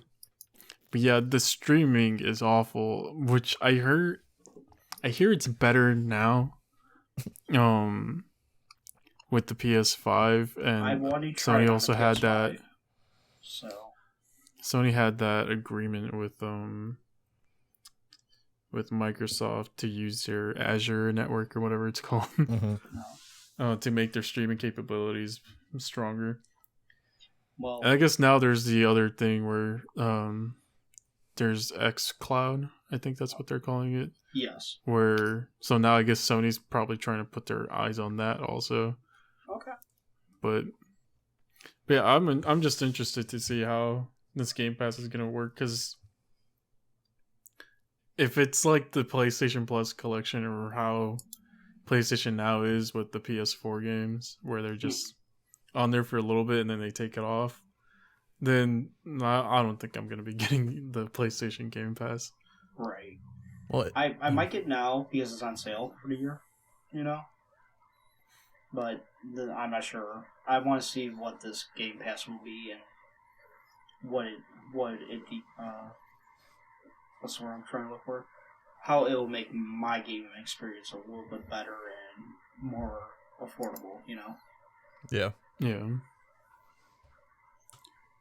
And Snickle wanted to talk about this next topic, so I'm gonna let him take it. Oh yeah.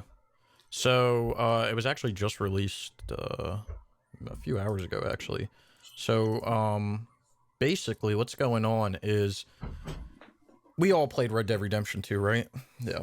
Yes. Well, apparently Red Dead Online is doing so well that they're releasing a Red Dead Online standalone game on the 1st of December. Okay. So according to Rockstar, it is, again, it's coming on, what did I say, December 1st. It is going to be until February 15th of 2021. It's only going to cost $5. which I think is actually like a decent price for it. Okay. But my question is, what? Who in their right mind is buying Red Dead 2 to play the online? Not me. When I saw this, I was like, "What?" So who in their right mind is spending? If you're gonna spend money to play the online, you might as well buy it, the whole thing, and play the single player. Now, the other thing that confuses me is not only is that the case, but this is going to take up 123 gigs on whatever console you have. What, really? Yep. No, I'm good, man. For just the multiplayer? Yep. What the fuck? And it says that it will include the option to unlock the Red Dead 2 story mode, which can be purchased separately within the online.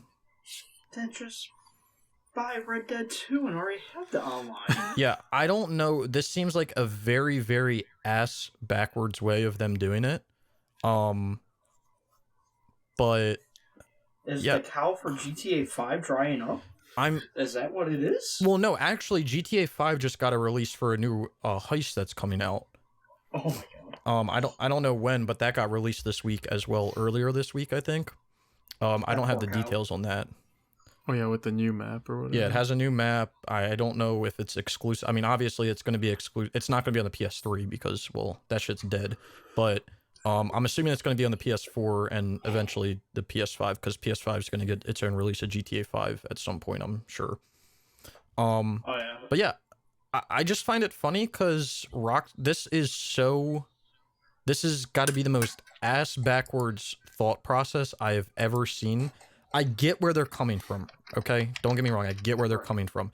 They're trying to make, they did it for GTA 5. I remember when GTA Online came out, and it sounded like the coolest thing when it came out, and it was the coolest thing for like a year or two, and now it's complete dog shit because like people are flying around in jets. Like it's so stupid. That shit is so dumb now, and apparently Red Dead 2 is the same way, and not only that, but I don't know if it's just PC. It's apparently filled with hackers too already. Oh, so who would have guessed? Good old Rockstar games. But I don't like Rockstar has been so focused on the multiplayer in Red Dead 2 and GTA 5 that they've just lost, like, they've lost me, to be completely honest. Oh, yeah, I'm same with you. Like, this studio used to put out single player games like right out like the bat, you know, like PS2 times we got GTA 3, San Andreas, Vice City, Manhunt 2, Vice City Stories, Liberty City Stories. You got and all the Midnight Club 1, 2, and 3. Yep. Like what? In PS3, we got Midnight Club Los Angeles, GTA 4. We got GTA 4, Max Payne 3, GTA 5, Max Payne 3. That's it. That's still like more than what they've put out this generation alone. Like, well, I guess last generation alone, which is where you can't even technically put GTA 5 on there. Yeah, they put out Red Dead 2. That was it. Yeah. So really, like Red Dead 2. Yeah, so one game throughout the entire generation, was it 6-7 years? So they didn't release a game that's going to be specifically on the PlayStation 4 console generation, because GTA 5 is going to be going to PS5. Well, the PS5 is already backwards compatible, but I can guarantee you GTA 5 will get its own release on the PS5 and Red Dead 2 will get its own release on the PS5. I agree. Well, they already said the online for GTA was, didn't they? The what? Didn't they say already that the online for GTA 5 was going to come out on PS5? Yes. I don't know if I saw that, but like I can guarantee you they will get their own releases. And now GTA 5 will be on 3 generations of consoles, even though it should have never been released on the PS3 to start off with. It should have been released on the PS4 as like a launch title. It's ridiculous. Like if you look back, even if you look back at PS3, we got, like you said, Waves, we got GTA 4, which these never came out on the PS4. GTA 4, Midnight Club LA, Red Dead 1, LA Noire, Max Payne 3. 5 games. 5 games that came out on the PS3 generation, that never came out on like the PS5 or anything else. Actually, LA Noire got remastered, so if you can kind of count that off. Well, we forgot to list LA Noir for PS3. Yeah. So there was 4 games that came out on the PS3 that didn't come out on the PS4. Just strictly on. You need a PS3 or Xbox 360 or obviously a PC to play them. Right. PS4. Nothing. To me, what I rather have instead of this online, I will pay $30 for Red Dead Redemption 1 remake on the Red Dead 2 engine, and I would be happy. I think anyone would. I think most people would pay $40 for it. Yeah. The thing is, they already have it. Like, they already have that area done. Exactly. Yeah, they literally just have to make Mexico. That's all. Yeah. But I've been saying How hard it. is it? You have I've literally everything been saying made. it for years. I would love for them to remaster like GTA 4 and Midnight Club LA. Like actually remaster them. Or even just port them. Like, what the fuck? I want I would love a remix, or technically a remake, of Manhunt, and I would be so happy. I don't think we're ever getting a Manhunt game. Oh hell No, no, I don't think so because either. it gets banned too easily. I would love for a Manhunt game. Oh, they're so brutal. I love them. At the end of the day, I want them. I've been saying this for years. I want Rockstar to go back how they were on the PS2, where they literally would put a game out every year or every other year. Mm-hmm. And just use the same game engine that they have and just modify it. The problem is, every single time they put a game out, it has to have a new game engine. Or it's a variation of like their Rage engine. What I hate is that for Red Dead 2, they had every single Rockstar studio working on that. Why did you have all of them working? I don't understand. It's Red Dead 2 and it had like a shit ton of stuff on it. But isn't Rockstar like 6 studios or something like that? It's a lot, yeah. Yeah, it's like you shouldn't be having all 6 of these studios working on that. They should at least work on something else, or at least start pre-production for something else. You know, I have 2 studios work on one game each. You know, you can split up. You could be making 3 games then if it's like 6 studios. You know, you could be working.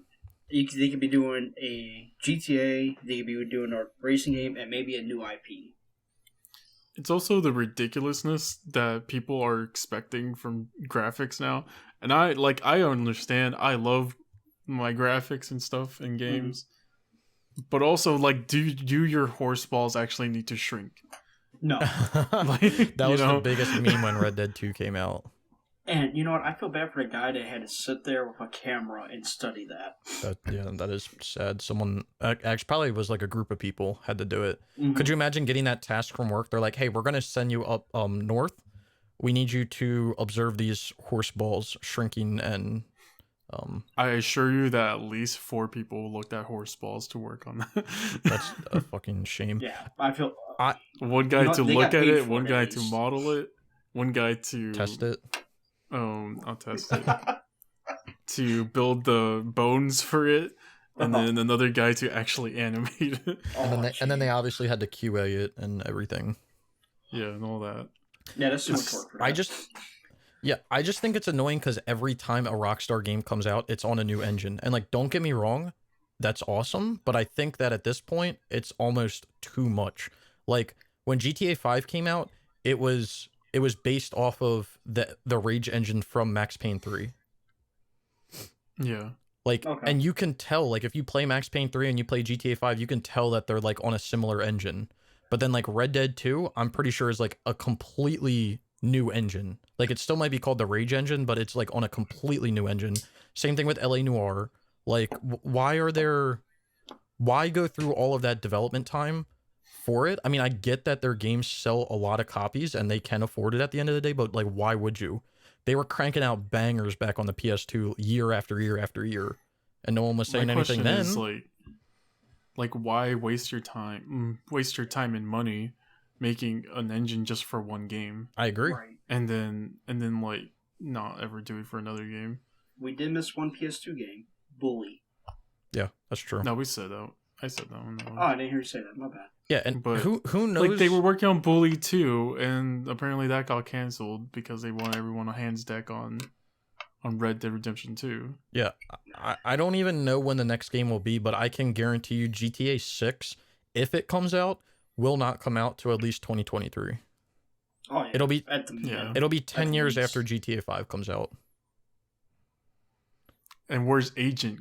Damn it. That's never coming out. That's never. They're literally gonna release 2 Grand Theft Auto games in the span that they released all those games back on the PS2. Like That's sad. that blows my mind. I'm not like asking for these games to be yearly releases. Also, like Right. I don't know, Rockstar should have at least put out 3. 4 games or 3 games I would last go generation. Well, the thing that blows my mind, like you said, Waves, why spend all that time developing a new engine, right? You're spending all that time, all those resources to develop a new engine. Why not just take the engine you have and create a new IP? Any IP that Rockstar makes, people are going to buy. They already have that reputation. So Yeah. why not just create a new IP, even though it's obviously, it sounds easier than it actually is. But if you're not creating a new engine, you can spend that time on a narrative and building a new game. But Well, it's like instead, the- they're just milking GTA and Red Dead because those are the 2 best franchises that they have, and GTA Online has made billions of dollars for them. So why not? Oh yeah.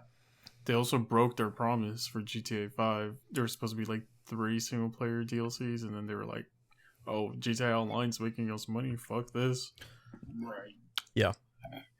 Yeah, it's honestly sad, but hey. Yeah, that's the game industry for you right now. I mean, Shall we move on? I'll make one last comment. Okay. I get it because they're a business and they're here to make money. They're not here to. They should be here to make a name for themselves, but they're a business at the end of the day. And if that's making them Yeah. money, and it's not costing them anything else, and they're making bags off of it, they're gonna keep doing it.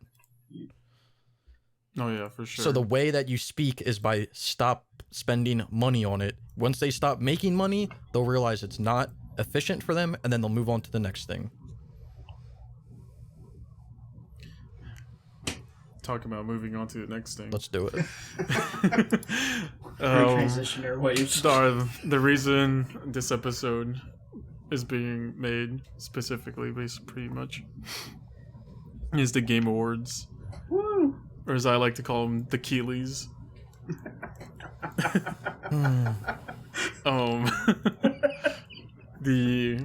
I think today the Joystick Awards had their thing. Yeah, They the gave, Last of Us 2 walked with a lot of crap. Yeah, Of course Last it of did. Us 2. We'll save Game of the Year for last. We'll start with Game Direction. Best game direction. We have Final Fantasy VII Remake. Well, wait. Ghost of We should Tsushima. read what it's for, like Oh. the award Oh, my for bad. outstanding. Best game creative. direction. Award for outstanding creative vision and innovation in game direction and design. Your nominees are Final Fantasy VII Remake, Ghost of Tsushima, Hades, Half-Life Alyx, Mhm. and The Last of Us Part 2. Who would like to do their nomination first? Before we make nominations, can I just make a few comments? Sure. Yeah. Okay, comment number 1. I don't think a remake should be allowed in these votings, Yeah. but That's what I was Agreed. gonna say. we don't make it up, so whatever. My other comment, can we get a little more variation? You guys are going to see as we go through here, it's literally going to be the same handful of games. Oh, yes. Can we get a little Yeah. more variation? Just a little bit. Well, All right, those are my I'm surprised how my many comments Hades though. isn't. You can start, Waves. Yeah. For best game direction. So like, I'm overthinking this probably. That's probably just because of the major I am. mhm. If we're gonna go by innovation, game direction, and design, then I'm gonna give it to Hades. But I want Ghost of Tsushima to have it. But Hades probably deserves it the most. I agree with you, Waves. I agree with Snickle. Remake should not be included in this, so that got thrown right out the window for me right away. But I agree. I love the idea of Hades and how it plays, so I'm going with Hades. What about you? I have Simple? to agree with you, Waves. I think Hades does deserve it. But I think Ghost of Tsushima will get it Yeah, Ghost of Tsushima will probably get it. because Actually, I don't know, because a lot of the voting jury, the game journos, they really like Hades. So, yeah, I mean it could, but I think the thing with Ghost of Tsushima that makes it feel like innovative is it doesn't feel like any other game. And it definitely has its own charm to it, especially with like I know it's probably not gonna be counted, but like even like with the Legends mode and everything, like it just there's no other game like it out there. Yeah. But yeah, my vote is Hades. So, Yeah, I'm gonna go with Hades as well. and you said Hades as well, Waves, I believe. yep. Yep. I guess we Okay. should like write these down to see. I'm writing them down right now. Are you writing? All right. Yeah, I got them down. I'm writing them as we go. Best narrative for outstanding storytelling and narrative development in a game. The nominees are 13 Sentinels, Aegis Rim, I don't know how to say that. Aegis, I think. Final Fantasy VII Remake, Ghost of Tsushima, Hades, Last of Us Part 2. Alright. I'll start this one off. I'm going with Ghost of Tsushima with this one. I really like the story. The Last of Us Part 2, to me, it dragged too long, so that's why that's out. Final Fantasy VII, well, it's a remake, so that's out. And 13 Sentinels, never heard of it. So, and Hades, I love the idea of the storytelling, but I like Ghost way more. Yeah. You want? For me, this one's tough because I haven't played Last of Us Part 2 yet because Okay. I just haven't. Again, Final Fantasy VII out the windows. I've never even heard of 13 Sentinels, and I don't know. It's between Ghost and Hades. Honestly, for me, I'm gonna say Ghost, but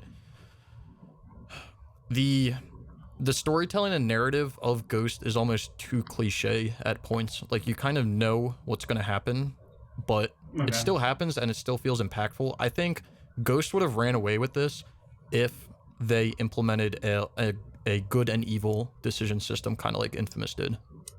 Okay. I think it would have by far ran away with this one. But I have a Alright. feeling that Last of Us Part 2 is going to win this. Yeah, I have that feeling as well. So I'm in the same boat. I love Ghost story, and I know it's very like cliche, but it just reminds me of watching all those samurai movies when I was a kid. So that hits the nostalgia for me. I played the 7 remake. Don't play it for its narrative. And I personally like The Last of Us Part 2 narrative. I know in some points it did drag on too much. Haven't played Hades, so I'm not gonna say anything about that. Haven't played 13 Sentinels, but yeah, I think Ghost of Tsushima will take this one. Alright, so we're all in agreement with that. Ghost. All right. So the next one is Best Art Direction for outstanding creative and or technical achievement in artistic design and animation. Our nominees are Final Fantasy VII Remake, Ghost of Tsushima, Hades, Ori and the Will of the Wisps, and The Last of Us Part 2. You want to start, Waves? Yeah, so and this is just me overthinking it again. And I hate art direction for this because it's saying creative and or technical achievement, right? Mm-hmm. So if I'm gonna go with creative, I'm gonna give it to Ori and the Will of the Wisp Okay. or Hades. Mm-hmm. But it's also saying technical. If I'm gonna go with technical, I'm gonna give it to Last of Us Part 2. Okay.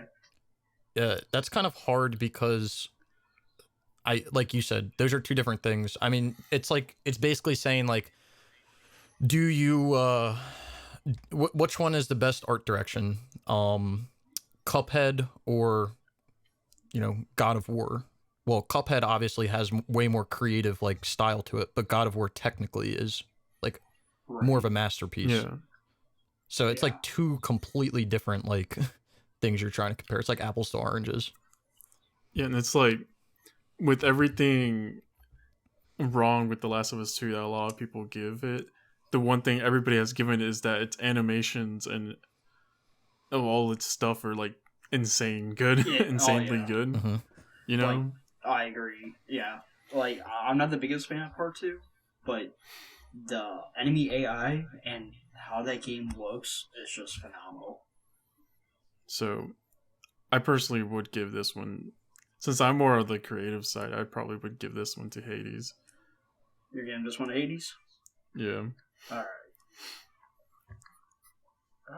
but I think The Last of Us 2 is going to take it.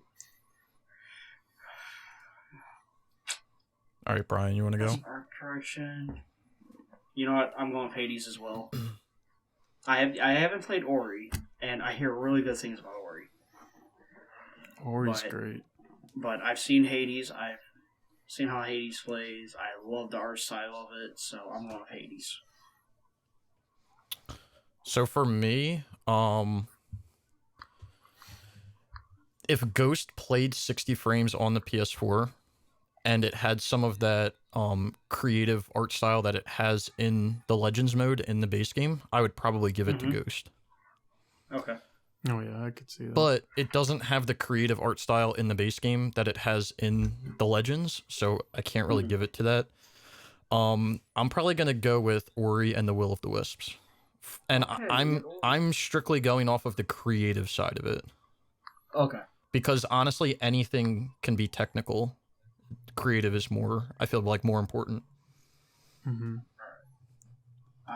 Next category, we have Best Score and Music for Outstanding Music, inclusive of score, original song, and or licensed soundtrack. Well, I am a big metalhead, and I love hard music, so I am going with Doom Eternal. So, Yeah. Oh, Do you want to read all of them through? you want to read out the nominees? I'm sorry. Doom Eternal. Categories are Doom Eternal, Final Fantasy VII, Hades, Ori and the Will of the Wisps, and The Last of Us Part 2. So Brian's going Doom Eternal. Yes. Mm-hmm. You want to go next? Yeah, I'll go. Cool. So I'm not a huge metal head, but I have to say with the gameplay of Doom and the music, it all fits very well together. And comparing it to everything else, I think Doom walks away with this. Okay. So we got 2 for Doom. I'm on the Doom Eternal train also. Okay. It's fucking great. Yeah. I listened to that soundtrack like a good few weeks after playing the game. You know what? It fits the game perfectly, like Snickle Yeah. said. You know? What I like about the game, you collect vinyl records, correct? Yeah. Throughout the game, and they're all pure actual metal artists and all that, and that's our actual album art. So that's what I like about it. Mm-hmm. I do like the Final Fantasy VII remake soundtrack, but like we said before, it's a remake. Yeah, so it's kind of like just cheating. Right. Yeah, because you're kind of the reason I feel like it is because that game already exists, so they already have something to build off of. Yeah. So it just doesn't seem fair. It's almost like you're starting with like a 2-lap head start on a 3-lap race. Well, I think the one that's gonna win though is Ori and the Will of the Wisps. Yeah. To me, they're trying to go off nostalgia for it to win. Yeah. Oh, for FF7? For Yeah. Final Fantasy, yeah. Alright. All right. You want to read off the next one, Leaves? Yeah. Best audio design. Recognizing the best in-game audio and sound design. The nominees are Doom Eternal, Half-Life Alyx, Ghost of Tsushima, Resident Evil 3, and The Last of Us Part 2. Oof, this one's going to be a rough one. Yeah, this is kind of tough. I like 4 out of the 5. I can't give it to Resident Evil 3. You can't? No. Why not? All right. I could start this one off. So Yeah. it's hard for me to say Last of Us Part 2 because I haven't played it yet. Okay. So the three that I'm going between right now is Doom Eternal, Ghost of Tsushima, and Last of Us Part 2. Even though I haven't played Last of Us Part 2, I've watched stuff on it. Mm-hmm. But I feel like I have to give it to Last of Us Part 2 because just the stuff that I've seen and like how people say how immersed you feel in the game as you're playing it. I just think that it like you don't feel that way when you're playing Ghost of Tsushima, and Doom Eternal, it has good audio design because of all the shit that's going on, but I just think that Last of Us Part 2 makes you feel like you're the most immersed in the game. So that'll be my vote. All right. Brian? Well, if I'm not counting Final Fantasy VII for anything, I'm not going to count Resident Evil 3, because technically it's a remake.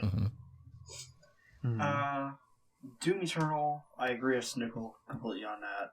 Half-Life Alyx, I never played. The audio design for Ghost is okay, but I think I will have to give it to Last of Us Part 2. So that is my answer, is Last of Us. Let's hear it, Waves. I'm stuck between Ghost, Resident Evil 3, and The Last of Us Part 2. I know we said stuff about remakes, but I feel like this one's different. Yeah, I kind of agree with you, because I didn't really like this.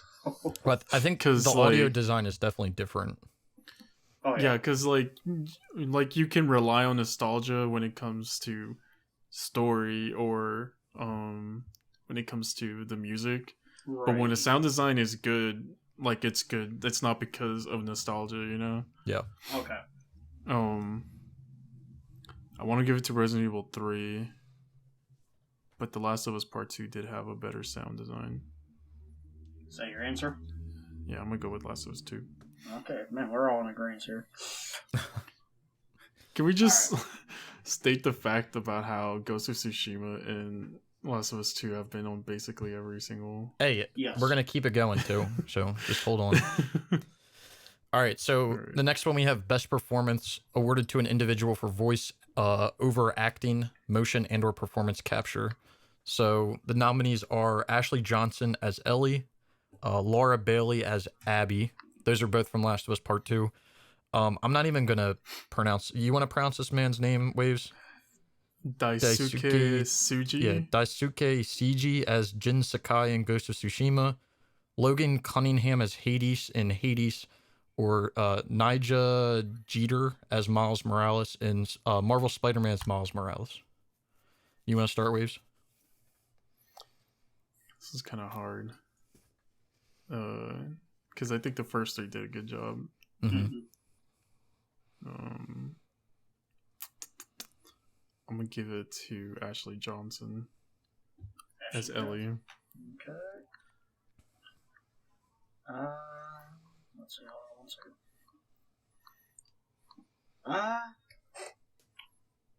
Let's see.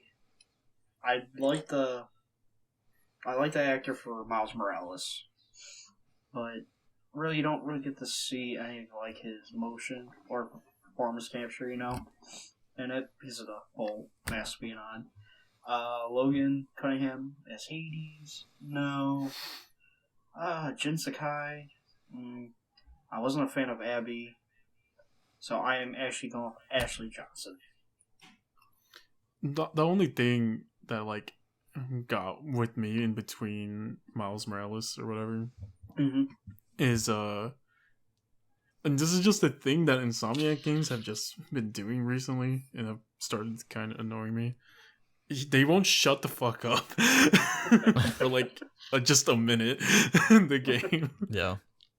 It's like they're always trying to say something, and I guess it just like his voice just annoyed me after a while. Yeah. Alright, Snickle, what is your choice? So I am in between Ashley Johnson and Daisuke Tsuji. Merging S H and Sakai. Yeah. I want to say Jin Sakai because I think that was a very well done like performance, and that game he was very all the time, just because of like the character he was playing, he had to be very serious. But with that being said, I also think that in very like emotional times in that game, even though there weren't many of them, he also was like, it was done. I feel like it was done properly. Like it wasn't like too much, but it also wasn't like he didn't care as well. Well, yeah, well, he was playing a samurai and they don't show emotion, so. Yeah, but you could tell that he was definitely, he wasn't holding everything back during those times, and you could tell that he was holding stuff back. Right. But I just feel like Last of Us Part 2 is a more emotional game, so I'm gonna have to go with Ashley Johnson as well. All right. I kind of agree on that. I like Jin Sakai, but he had his moments where like he said something kind of weird or like he like mumbled it or something. So yeah, that game, like to me, like Ghost of Tsushima is a great game, but I mean, like you said, Waves, it's like a lot of old like samurai movies, so it's very cliche. But yeah, it's hard because as a samurai is not supposed to show emotion, and they portray it very well in the game how much he's holding that back during certain times. Yeah. All right. On to our next one. It's games for impact, for a thought-provoking game with a pro-social meaning or message. All right, which I'm surprised Last of Us Part 2 isn't on this. We got they tend to put like little indie games on these. Yeah. It Found, Kentucky Route Zero TV Edition, Spirit Fair, Tell Me Why, and Through the Darkest of Times. And honestly, the only thing I've seen out of all these is Tell Me Why. I have yet to see any of the art for, so I can't really give a really honest vote on this. Yeah, I'm gonna be honest. I've never heard of any of these, so yeah, kind of hard. Too. I mean, from I know Tell Me Why. Right, but that's it. I would say from like a name perspective, the one that I think would be most impactful might be Spiritfarer.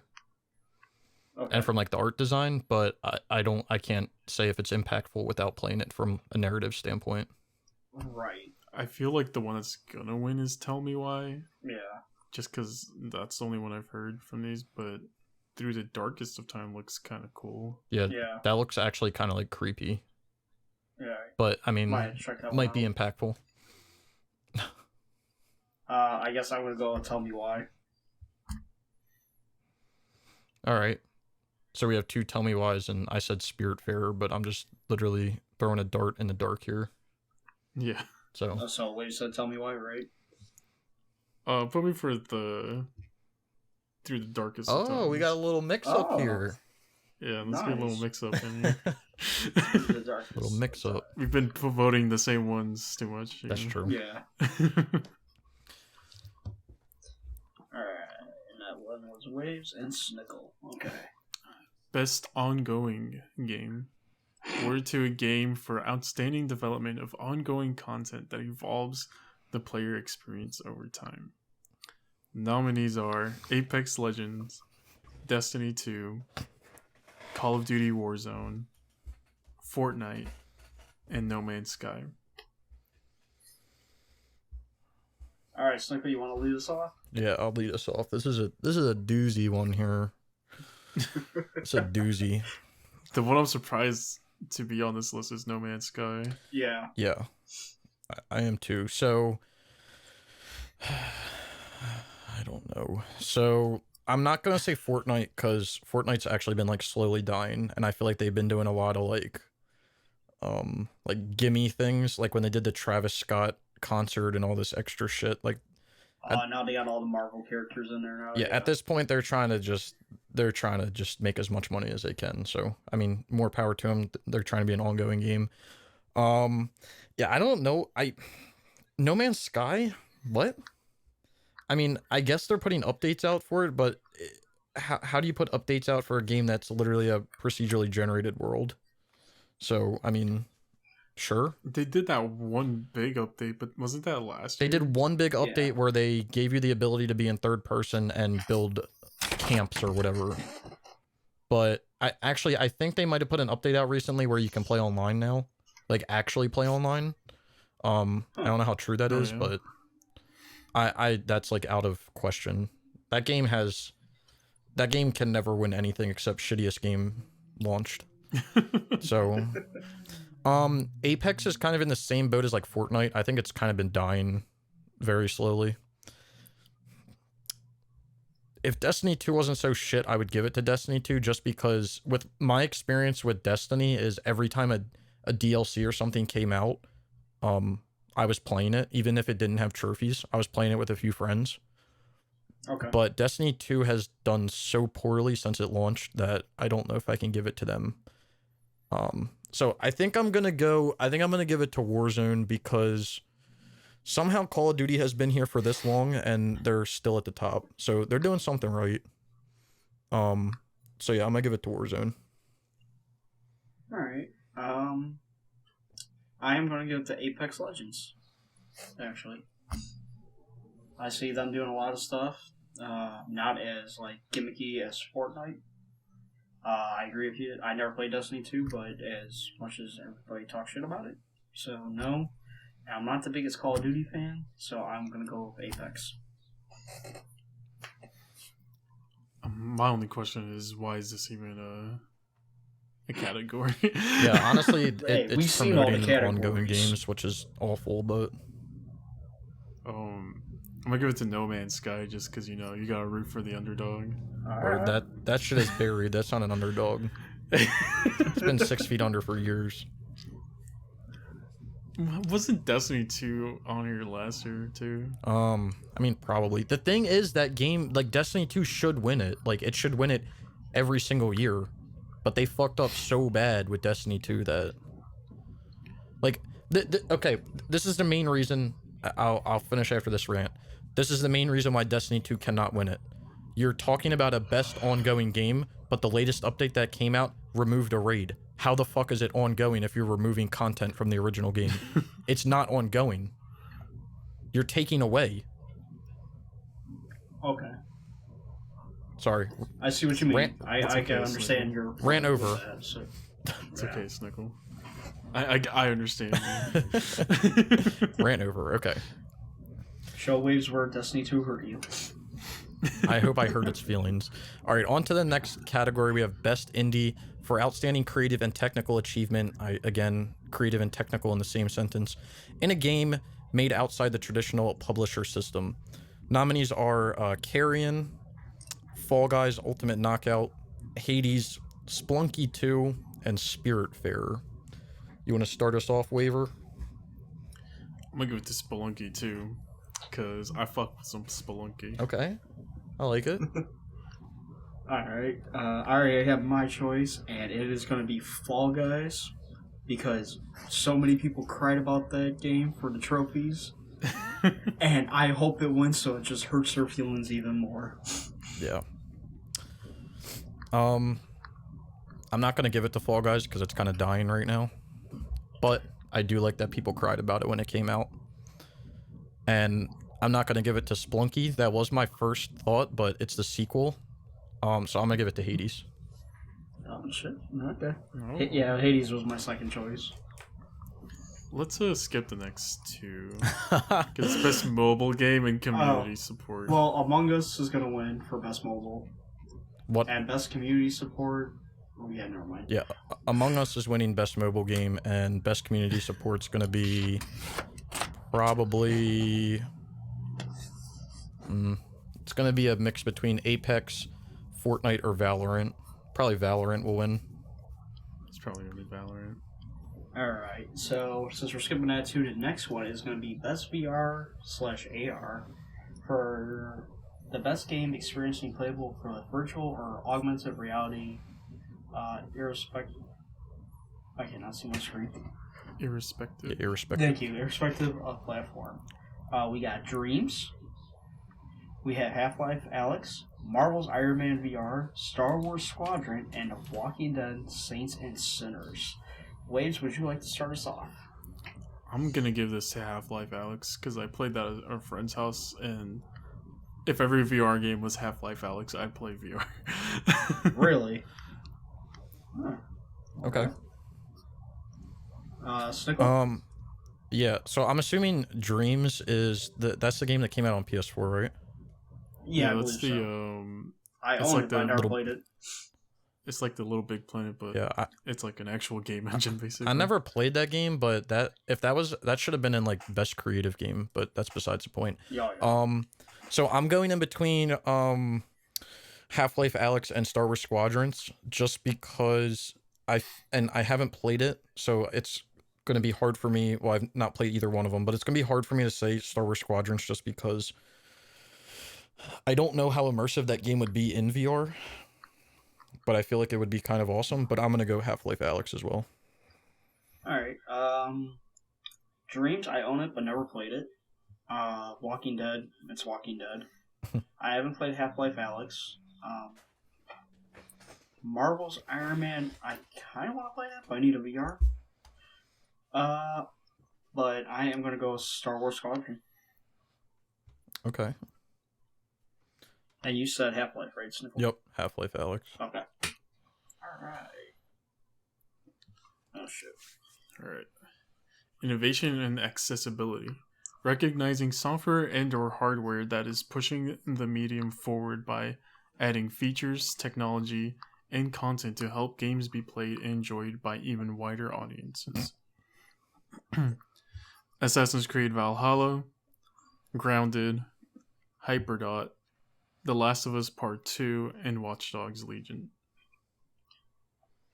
You want to start us off, Snickle? Yeah. So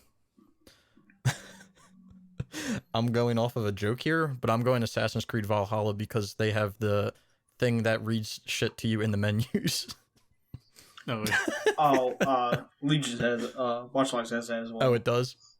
Well, yeah. I'm gonna go with with Assassin's Creed because my audio is fucked up, so you know, Well, gotta win there you go. something. Well, a guy at work, he's colorblind. He can only he's colorblind in certain colors. And when I logged in for Watch Dogs the first time, they gave me the colorblindness, so I sent him a picture. I'm like, dude, they made it for you. And he's like, I gotta try that out now, see if it actually does work. Oh shit, it does. Yeah, Assassin's Creed has that as well. I forgot about that. For the colorblind. All right, what about you, Brian? I'm going with The Last of Us, actually. Okay. Because they do have a lot of stuff in there for accessibility so everybody can play. And I will admit, it does help find the collectibles a lot easier too. I know like a lot of people shit on the accessibility stuff, but I think the more chances people can play, the better. Exactly. So. And Last of Us had a lot of them. Like, I think they covered almost everything. I think The Last of Us 2 had the best one. Yeah. Out of all of these. So you going with that way, Last of Us? Yeah. I'm going to go with The Last of Us 2. Alright. Okay. So up next we have Best Action. For the best game in the action genre focused primarily on combat, nominees are Doom Eternal, Hades, Half-Life Alyx, Neo 2, Streets of Rage 4. I already know Wave's answer, but go ahead and go first, Waves. Well, wait, what do you think is mine? I think your answer is going to be Neo 2. God damn it. Yeah, it's Neo 2. Yeah. Because we need more real action games like that. I'm seconding that one. Streets of Rage 4 is also pretty dank, but yeah. Honestly, Doom Eternal could be up there, but like that's a different type of action. Yeah. So, what do you have, Brian? I was going with Doom. So. Doom? Yep. So 1 Doom, 2 Neo 2s. Okay. I think the one that's going to win is Doom Eternal, but... Yeah, I think it will too. Well, that game is non-stop action, that's why. I feel like it should be Neo 2. Okay, what we got? Best action adventure. It's my turn to read, I believe. Well, Jedi Fallen Order. Yeah, sorry. I forgot that came out this year. For the best action adventure game combining combat with traversal and puzzle solving. Jedi Fallen Order. Our nominees are Assassin's Creed Valhalla, Ghost of Tsushima, Marvel Spider-Man Miles Morales, Ori and the Will of the Wisps, Star Wars Jedi Fallen Order, and The Last of Us Part 2. I'm going Ghost. Ghost. I'm gonna go with since they're talking about the best action adventure with combat and traversal and puzzle solving, I'm gonna go with Star Wars Jedi Fallen Order. Good combat, like soul style combat, not as like harsh, but around that with good puzzles and decent traversal around the map. Okay. Weber. Jedi Fallen Order came out in December. Yeah, it missed the mark for last year. I just thought about that right now, but I'm like stuck between. I'm gonna give it to Marvel Spider-Man Miles Morales, and solely because the new mechanic of the Venom Punch or whatever it's called. Oh yeah, that is cool. That made it so much more fun than the original one, where I felt like I was just mashing square, and then if I saw triangle and circle, I mashed that. And this one, I like actually thought, I was like, oh, maybe I can like make my combos like this. That's probably just me, but yeah, Miles Morales. Okay. Our next one. For best role-playing game. For the best game designed with a rich player character customization and progression, including massively multiplayer experiences. They just lumped in together a bunch of genres. Yeah, what? Final Fantasy VII Remake, Genshin Impact, Persona 5 Royale, Wasteland 3, or Yakuza Like a Dragon. I'll start us off. I am going to go with Persona 5 Royal. Alrighty. Yeah. Snickle. I haven't played it yet, but I kind of want to try out Genshin Impact. I feel like Yakuza, as good of a game as it is, it's just not. It's not as roleplay as you would think it should be. Mm-hmm. And I've heard nothing but good things, even though I've never played it. I've heard nothing but good things about Persona 5, so I'm going to go with Persona 5 as well. Alright. As being the only person here who played Persona 5, probably. I'm not going to give it to them, because I feel like it's wrong for them to be here. Because Persona 5, the original one, came out in 2016. That's true. But this is the Royal Edition.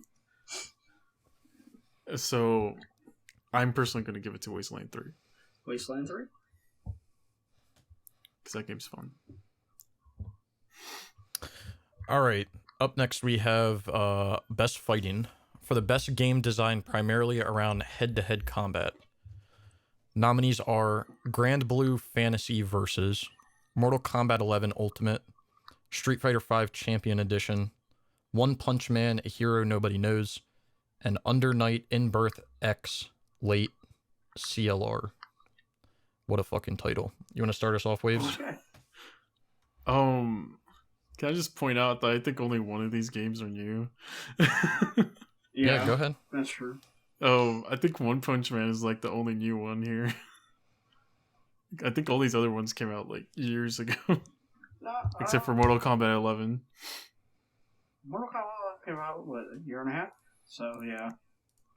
I'm gonna give it to Street Fighter solely because Capcom. Alright. I am going with Mortal Kombat 11. I personally haven't played it, but I'm gonna say One Punch Man, A Hero Nobody Knows. Why are you picking that one? Just from things I've heard about it. Plus, he likes the anime. No, that's not true. Oh, you're saying Snickle's a Weeber? No, I don't fuck with the cartoon stuff in that way, but just things I've heard. All right. Next category is Best Family. For the best game appropriate for family play, irrespective of genre or platform. Why do they always give that to the one that Brian reads off? Every the time. one I can see. Our categories are Animal Crossing: New Horizons, Crash Bandicoot 4, It's About Time, Fall Guys, Mario Kart Live, Home Circuit, Minecraft Dungeons, Paper Mario: The Origami King. Jesus, can I just say, why is Crash and Minecraft Dungeons on here as a family game? Crash is a family Yeah, game. because we all sit down with our family and say, can't wait to play some Crash Bandicoot. See, I'll get mad at the game, and I'll be like that with Fall Guys. So I can't play that around the family. Exactly, that's what I'm thinking. Wouldn't you get more mad I would playing get Crash mad. 4 than like having fun with the kids? Right? Well, you guys already know who I'm gonna give it Yeah. You're going with Crash. Wave's just gonna give it to Crash. to. I think it's gonna be Animal Crossing that wins. Yeah. Yeah, I was gonna go. It's either gonna be, for me, it's either gonna be Animal Crossing or Paper Mario. I'm going with Animal Crossing. Yeah, I'm gonna go with it. No, I'll switch it up. I'll go Paper Mario. Paper Mario? Yeah, it's Mario, you know. Yeah, that's true. Paper Mario.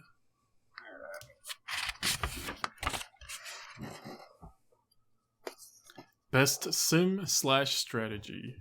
Yeah. Best game focused. We could probably just skip this one. Well, we can read it off. I think we all have the same answer. Best game focused on real-time or turn-based simulation or strategy gameplay, irrespective of platform. Crusader Kings 3, Desperados 3, Gears Tactics, Microsoft Flight Simulator, XCOM Chimera Squad. One of these is not like the others. I'm going with that one too. Microsoft Flight Simulator's got to be by far the best flight sim ever made. Right. Yeah, I'm going with that as well. I'm going with Crusader Kings 3. Oh. Yeah, wait, you're making me right. Mixing it up. Crusader Kings is dank. I haven't played the third one. You say Crusaders? Huh? You said Crusaders? Yeah, Crusader Kings 3. Okay. I think Desperados 3 is that game that kept showing up as like ads and YouTube videos for like the longest time. Yeah, it looks familiar. Oh, shit, Snickle gets his favorite category. All right, so up next, I don't know why they lumped these together, but it kind of tilted me. Best sports/racing for the best traditional and non-traditional sports and racing game. I don't know why they decided to mix sports and racing into the same category, but because racing's a sport. yeah, sure, whatever. Nominees are Dirt 5, F1 2020, FIFA 21, NBA 2K21, or Tony Hawk's Pro Skater 1 and 2. You want to start us off, Waver? I'm gonna give it to Tony Hawk's Pro Skater 1 and 2. Oh, Yes. even though it's a remake? That Yeah, game plays phenomenally. No, I'm kidding. I'm gonna give it to F1 2020 because RIP F1 2014. Are you really? Yeah, F1 2020. I think Tony Hawk's probably gonna win this one. Though. Yeah. I think so too. What about you, Snickle? This is tough for me. So, I'm not going Dirt 5, even though I really like the Dirt games. Dirt 5 pisses me off because it makes no sense. Tony Hawk's out of it for me. FIFA is kind of out of it because, FIFA and 2K are kind of in like the same boat as me. They're literally the same game every year. They just change one little thing about it. Okay. But so is F1. Change the So, roster. I mean, there's not too much to say there. I'm gonna go. I hate how they clump these together. Yeah, it's But I'm gonna go NBA 2K21.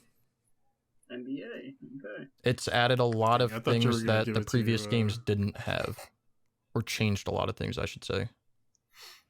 I thought you were gonna give it to Dirt 5. No, I'll be honest. I can't. It's just I haven't played it yet, but from like what I've watched and what I've seen and what I've read, it's just not like it's literally like Dirt Showdown. Like it just doesn't deserve to be a Dirt game.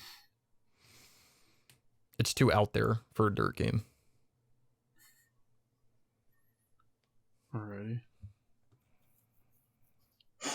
All right, Brian. Alright, best multiplayer. For outstanding online multiplayer gameplay and design, including co-op and massively multiplayer experience, It's a word I can't pronounce. Game genre or platform. Irrespective. Irrespective. Hey, that's there you go. Nominees are Animal Crossing New Horizons, Among Us, Call of Duty Warzone, Fall Guys, or Valorant. I am going with, only because it's really popular, Among Us. So, if you asked this question to me a few months ago, I would have said Fall Guys. Mm-hmm. I've heard Valorant's kind of falling off. I'm gonna go Among Us too.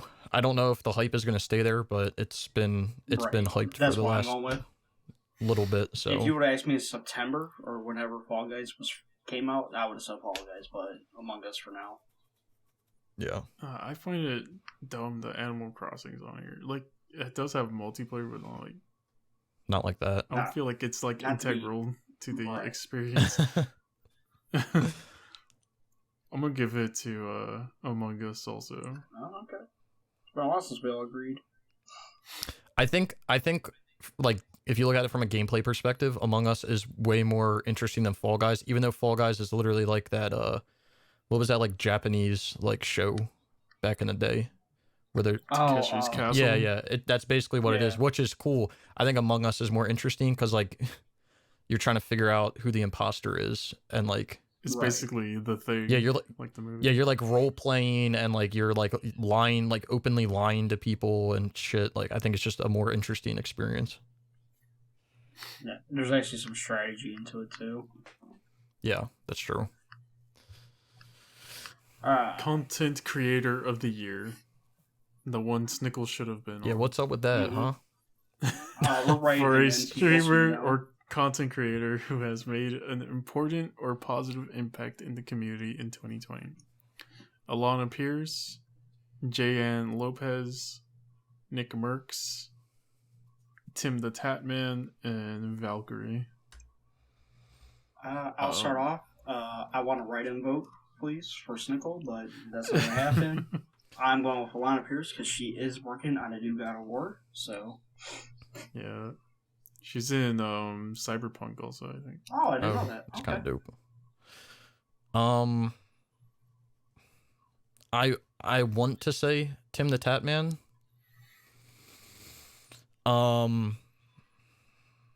But I think I'm gonna go Alana Pierce as well, just because of her impact in other areas. I know it's for content Exactly. creator, but her impact in other areas, I think, impacts the content creator side of her. Okay. Yeah, I'm gonna go with Alana Pierce also. Mostly because I watch Funhouse a lot, and she had to go through a lot of shit because of Funhouse this year, so Okay. I would give it to Tim the Tatman though, just for that one video where he's like, "Do I have a dent in my head?" Yeah. That's what I'm saying. Like, Tim the Tatman, like, if you were saying like the best content creator from like an entertainment side, I would say him. But when they say like has an important and positive impact on the community, like Alana Pierce has a way more important impact on the community than Tim the Tatman. But yeah, that dent in his head video is fucking Classic video. phenomenal. All right, I don't know if we want to just skip. We Well, can we do got- the next one. We can Yeah. skip the rest of them after that. Well, I'm going down here. I mean, the best do the esports game debut might be game. good, but you want to do best debut game? Yeah, let's Yeah. do All right, that so one. best debut game, for the best debut game created by new independent studio. Nominees are Carrion, Mortal Shell, Ragey, An Ancient Epic. I guess that's Roki, and Phasmophobia. You want to go, Wave? I want to give it to Mortal Shell, and I am going to give it to Mortal Shell. But I think the winner right now, just because there's hype around it, is Phasmophobia. Isn't Mortal Shell kind of like the Souls style? Yeah, Yeah, it's like Souls, but you can like take over other people's like NPCs' bodies or something, and you get like their armor and shit that they're wearing. Right. I am going with Mortal Shell as well. Yeah, I'm gonna go with Mortal Shell. Alright. All right, we can do. I guess we can do. I mean, Where's the best trophy athletes? yeah. What the hell? Where's the best trophy category? athletes at? We don't. Do we really have to do You best wanna do esports game? best, Is it really worth it? We don't have to. We can just go to the GOTY. All right. Okay. All right. The biggest question of them all. Back up to the top. Send us off, Brian. All right. Game of the year. Recognizing a game that delivers the absolute best experience across all creative and technical fields. Your choices are Doom Eternal, Final Fantasy VII Remake, Ghost of Tsushima, Hades, Animal Crossing New Horizons, and The Last of Us Part 2. Dang, some good ass fucking games came out. There this really Yeah. are. So I can. year. Well, remake's already out. Yeah, I can start. I'll start this one off. Okay. So, Final Fantasy VII's already out for me. Last of Us Part 2 is out because it had too many controversial things going on with it. Okay. There's basically the problem with Last of Us Part 2, when you think of game of the year, you think of game that like no matter who plays it, they're going to love it. And Last of Us Part Right. 2, you have half of the people loving it and half of the people hating it. So, even though the people who love it fucking love it to death, that doesn't make it the game of the year because half of the people don't like it. So, Right. I think that has to be out. Okay. I'm kind of excluding Doom Eternal, even though it's a new game. It's just in the same franchise, so it's kind of hard to. I mean, you could give it to it, and like I don't know. So I'm between Ghost of Tsushima, Hades, and Animal Crossing. Okay. Personally, because I enjoyed it the most, and even though it probably won't get rated for this, the Legends mode came out in it. I'm gonna say Ghost of Tsushima Okay. is my personal game of the year, but I have a feeling that Animal Crossing is gonna win. All right. So you're going Ghost though? Yes, Ghost of Tsushima for me. Okay. All right. Final Fantasy VII is out for me. Doom Eternal was good, but I don't just give it your mentality, you know. Mhm. Last of Us Part 2, like you said, people who did love it loved it. I didn't hate the game. I just wasn't the biggest fan of it. And if you go by sales wise, it didn't really do that well. Ghost though has sold phenomenally. And I like Ghost a lot. So it's between Ghost and Hades for me. Animal Crossing, I have the Switch. I don't own that game. I understand why people love it. It's like really chill, relaxing game. I'm going Ghost. As much as I love Doom Eternal, I am stuck between Ghost and The Last of Us 2. Because I feel like most people that hate Last of Us 2 didn't play the game. So That is true. At least I played on it. So I'm gonna give it to Ghost just because I love old samurai movies. I think The Last of Us is going to take it though. In all honesty, I think Animal Crossing is gonna take I it. think I would laugh. I think they're gonna take it. Yeah, it might take it.